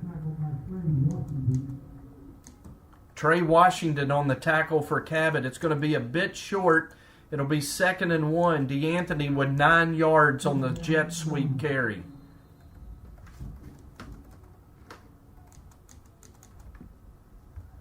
Thornton in the backfield with Hudgens. Harper splits to the left with Burrow. Steed and Clark to the right. Hudgens looking deep. Now we've got a penalty marker thrown by the referee. Hudgens is going to have the first down as he scampers down to the 30-yard line. But we'll check the flag, and it's a hold against Benton. Flag lying at the 42. Tell you what, Jim, we are kind of shooting ourselves in the foot in this second half, although Cabot, we're shooting ourselves in the foot with the 22, and they're doing it with 3:57. That's the second holding penalty we've had on a big play where we've gotten positive yardage, and we find ourselves backed up way behind the sticks at this point. So the Benton offense going the wrong direction after a gift turnover on special teams. Gave it back to Benton. Connor Burrow recovered a mistake. No other way to put it. Going to give it to Cade Clark on the jet sweep this time. And Cade is going to have the ball inside the 50 down to the Cabot 46. And Bobby McAllister wants a late hit. It's hard to see the sideline from over here because the players are in our way, but it actually looked like Cade was standing out of bounds and got knocked down by a Cabot defender. It'll be 3rd down now and 14 for the Panthers. Ball between the 46 and 47 of Cabot. Hudgens takes the snap. He's looking long. He fires to Grant Steed, who makes the catch, and it's going to be a first down at the 33-yard line. As the Panthers needed 13, they got 14. And let me tell you something, Jim. That was as good a pass and catch from a quarterback to receiver, Peyton Hudgens to Grant Steed, as you will see at the junior high level. It was a long pass with a square in all the way across the field, and Grant goes up and catches it in a little bit of traffic for the first down. Fake it to Sean Thornton. Hudgens keeps. He's in the secondary. Over the 20. He's going to score! Peyton Hudgens with a Benton Panther touchdown on a 33-yard run. And Benton now leads at 30-0. And that muff run into the punt, whatever you want to call it, by Tony earlier when Benton was backed up, that flipped the field, gave the ball back to Benton, has really bitten the Cabot Panthers now to give Benton a chance to go up by 30 in the fourth quarter. And we'll see if the Panthers can pull the swinging gate off at least once tonight. They snap it back to Hudgens, and they're going to as Connor Burrows wide open in the corner of the end zone. So as ugly as it looked the first 4 times, it worked flawlessly that time, Bobby, and Benton leads at 32-0. Let's see. We got 2 points out of 4 extra point tries. You know, my minor in college was math. I don't think we came out on the winning side of that, although that play was kind of fun. That was. And Cabot totally bit. Connor Burrows snuck to the corner of the end zone, and he was wide open. Nobody expected Connor. Looks like Benton spent a little bit of time because they've got at least 4 different plays out of the swinging gate. 32-0. Benton leads Cabot. 5:37 to go in the fourth quarter, and just very impressed tonight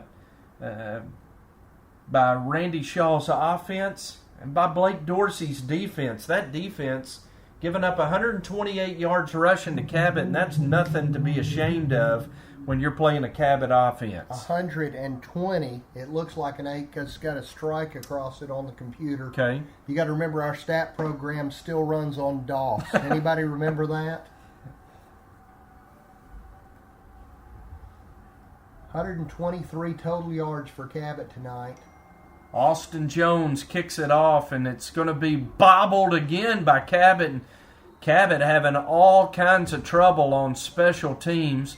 And I give you one guess who was down in special teams to make that tackle. Could it be, might it be, Luke Hopcroft? 4 tackles in kick coverage tonight for Luke Hopcroft.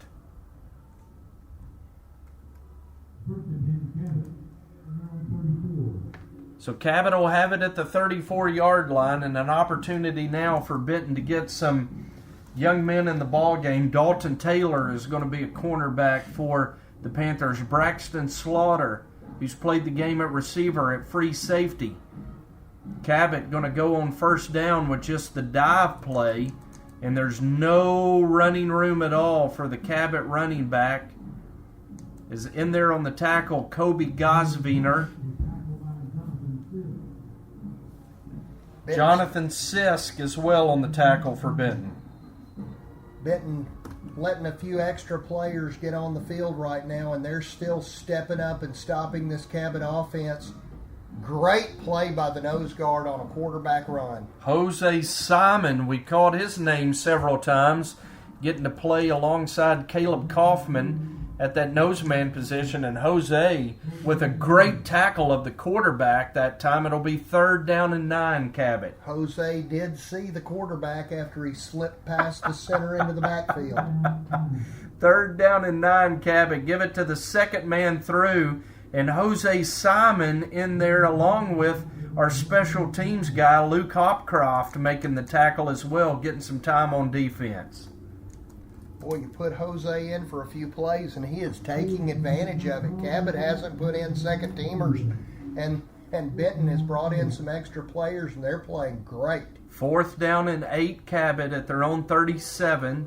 They're going to go for it, down 32-0 with 3:56 to go in the game. Dropping back to pass as the quarterback. He fires way over the head of everybody, and so a feeble attempt from Cabot to complete a pass on 4th down, and the ball's going to go over to Benton. You got to love it. Benton comes in and immediately stops this Cabot offense and turns the ball back over in Cabot territory to the Benton offense.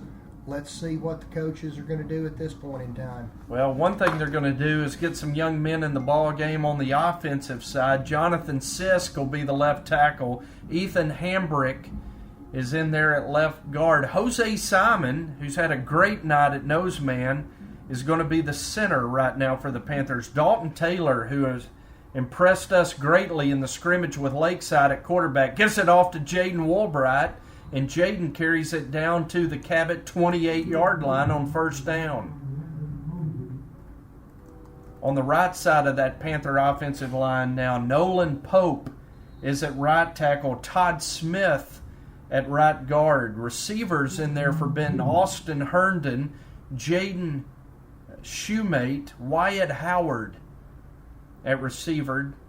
Jaden Woolbride, Kobe Gosviner in the backfield. Going to give it off to Gosviner this time, and he's going to carry over the 30 down to the Cabot 29-yard line. So Randy Shaw getting a lot of guys in and milking the clock a little bit here with a big lead late in the fourth quarter. And that's what you ought to do and got to do. Benton moving the ball down, 3rd down and 2.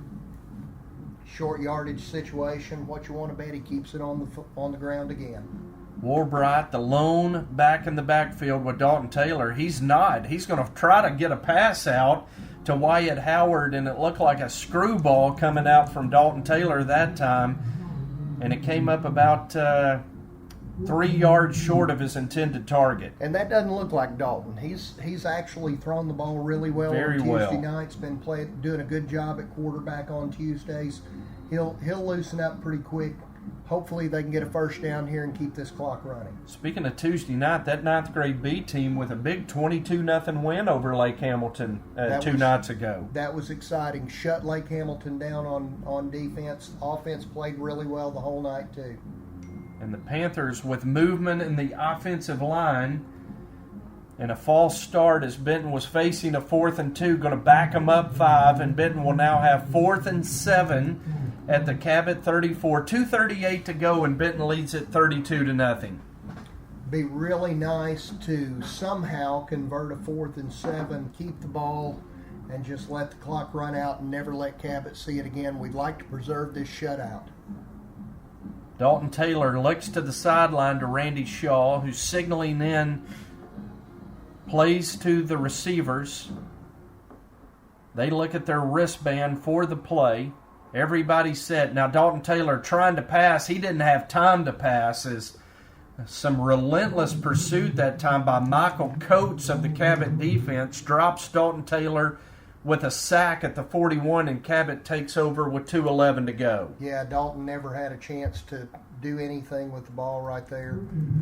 Cabot defenders broke through. Offensive line just not able to hold them out in that situation. Ball's going to go over with Cabot on their own 41, but only 2:11 left on the clock, and not a lot of time for that Cabot offense to do much. Panthers with most of the same personnel as they showed the last defensive possession. Carter Hutchinson in at cornerback for the Panthers. Cabot going to come with a sweep to the right, going to go back to the left. There's a fumble that's forced, and it's going to be a huge loss as in there for the Panthers. Dawson Simpson with a tackle in the backfield, a forced fumble. Cabot recovers it, but a great play that time by Dawson. Great play by Dawson Simpson. Cabot's number 6, Graham Turner, looked like he might have been thinking about passing it, but ends up back on the 32, laying on the ball because he couldn't hold on to it. 2nd down and forever for Cabot. They're going to go second man through, and Jose Simon, Bobby, just a great night at nose man in on the tackle. How do you keep that kid off the field? He is extremely quick at nose guard, making plays all over the field, running people down. I didn't realize he had that kind of speed, but the kid can run. Sean Thornton getting a little action on defense, also in on that tackle as the clock ticks under a minute to go. And the clock is running. 3rd down and 18 for Cabot at their own 33. Cabot splits out a receiver to the right. And Wade is going to hand off to Tucker. And Tucker is going to carry it over the 35 before he is snowed under. Braxton Slaughter with a great tackle from free safety. Braxton said hello. Now that's the way you come up on run support. Tucker just passes the line of scrimmage. Braxton met him just past the line of scrimmage, face to face, and the only one that went backwards was Tucker, who landed flat of his back. So it'll be 4th down and 15 for Cabot. And boy, I think when when Randy Shaw and the staff watch this film tonight, when they get back over to the office, they are really going to like what they see. Effort-wise, offense, defense, it's been a total team effort tonight. They're not going to see a lot of bad. There have been way, way, way more positives in this game than negatives. Passing game looked good. Running game not quite as sharp as we usually see it, but you've seen it pop a few times. Obviously, this team can do either one, and whatever you want to give us, we'll kill you with what you give us. Cabot gave up the pass tonight, and Benton took clear advantage of it, and what hopefully can be reserved 35 more seconds as a shutout. 4th down and 15. Cabot with a play-action pass. Dylan Burnham giving pressure. The pass is going to be complete, but only for 5 yards. And that is going to turn the ball back over to the Benton Panthers as the defense is held. I said Dylan Burnham. That was Luke Hopcroft, our special teams Holy guy, cow. giving pressure to Mason Wade. And the Panther defense comes up big, and the Panther offense will take over with 29 seconds, and you expect them just to kneel it out and go to the house. That's fine. You gotta enjoy it. You gotta enjoy the win. You gotta enjoy that kind of dominance. All you gotta do is kneel down on the ball one time, and this game will be over. 32-0 Benton Panthers, and next week, Bobby, we get to go on the road for the first time, going down to Lake Hamilton. Where we will have no room in the press box. It is a little bit of a tight fit. Unless they have finished their new facilities and done something with the press box, there will not be room. But hey, we'll just snuggle up and enjoy Benton Panther football. It will be tight. Panthers are going to go to 2-0 tonight as Dalton Taylor takes the snap, takes a knee, and the Panthers are 2-0 in Central Arkansas Junior High Conference play. A very impressive 32-0 win tonight over the Cabot North Junior High Panthers. And the Panthers overall go to 2-1, 2-0 in conference play. And as we said, Bobby, that Marion setback to start the year, boy, it means nothing right now because you're 2-0 in conference play. That is exactly right. Very impressive win tonight by Benton. They came out, they took care of business in a short amount of time. Game took way less than 2 hours, and Benton really took it to what looked to be a pretty strong Cabot team. So the Panthers go to 2-0 in conference play. Last report, Bryant was leading Lake Hamilton 22-0 in the second half. We'll get to see the Wolves next week as we go to Lake Hamilton. We'll have the broadcast for you on BentonPantherFootball.com, brought to you by First National Title, by Ashby Funeral Home, and by Saline Memorial Hospital. The 8th grade game will kick off at 5:30, and the freshmen will follow 25 minutes after that at somewhere around 7:15. Want to remind you the next broadcast of Benton Panther football will be tomorrow night, beginning at 6:30 as the high school Panthers play host to the Greenbrier Panthers. It's all Panthers all the time this week here at the Palace. Benton and Greenbrier, always a fun non-conference matchup on the high school level.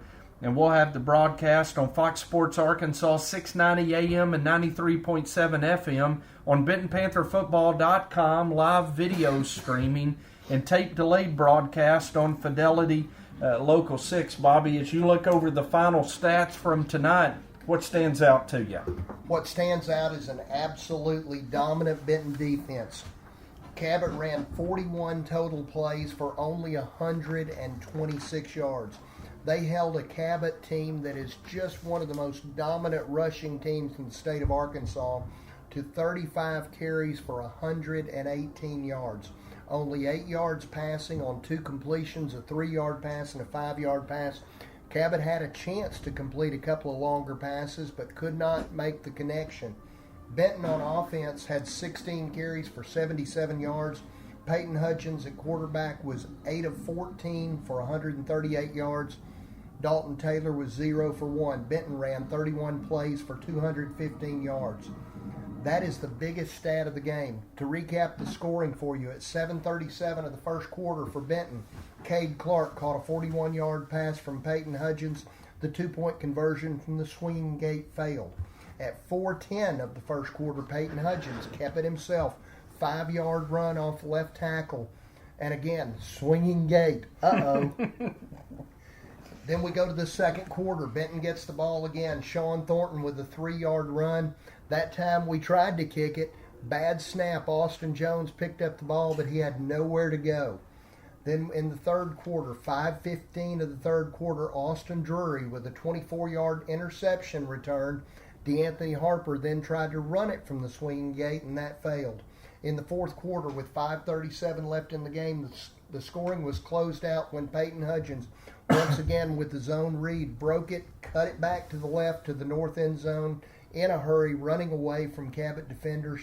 And then the swinging gate with the pass from Peyton Hudgens to Connor Burrows set the final score at Benton 32 and Cabot nothing. A dominant win, Jim. And how about 4 Cabot turnovers? Benton was 0. That's amazing. Cabot, generally considered one of the most disciplined teams in the state of Arkansas, just could not handle the pressure of the Benton defense, the scoring over and over again of the Benton offense. And I think the kids from Cabot just kind of lost focus a little bit. Tell you what, let's do it again next Thursday down at Lake Hamilton. I'll be there. I'm looking forward to it. For Freddie Reinhardt, the biggest Benton Panther fan of them all, and for Bobby McAllister, this is Jim Gardner. Thanks for joining us tonight. We'll look forward to seeing you again next week for junior high football, but tomorrow night for high school football. Join us anytime on BentonPantherFootball.com.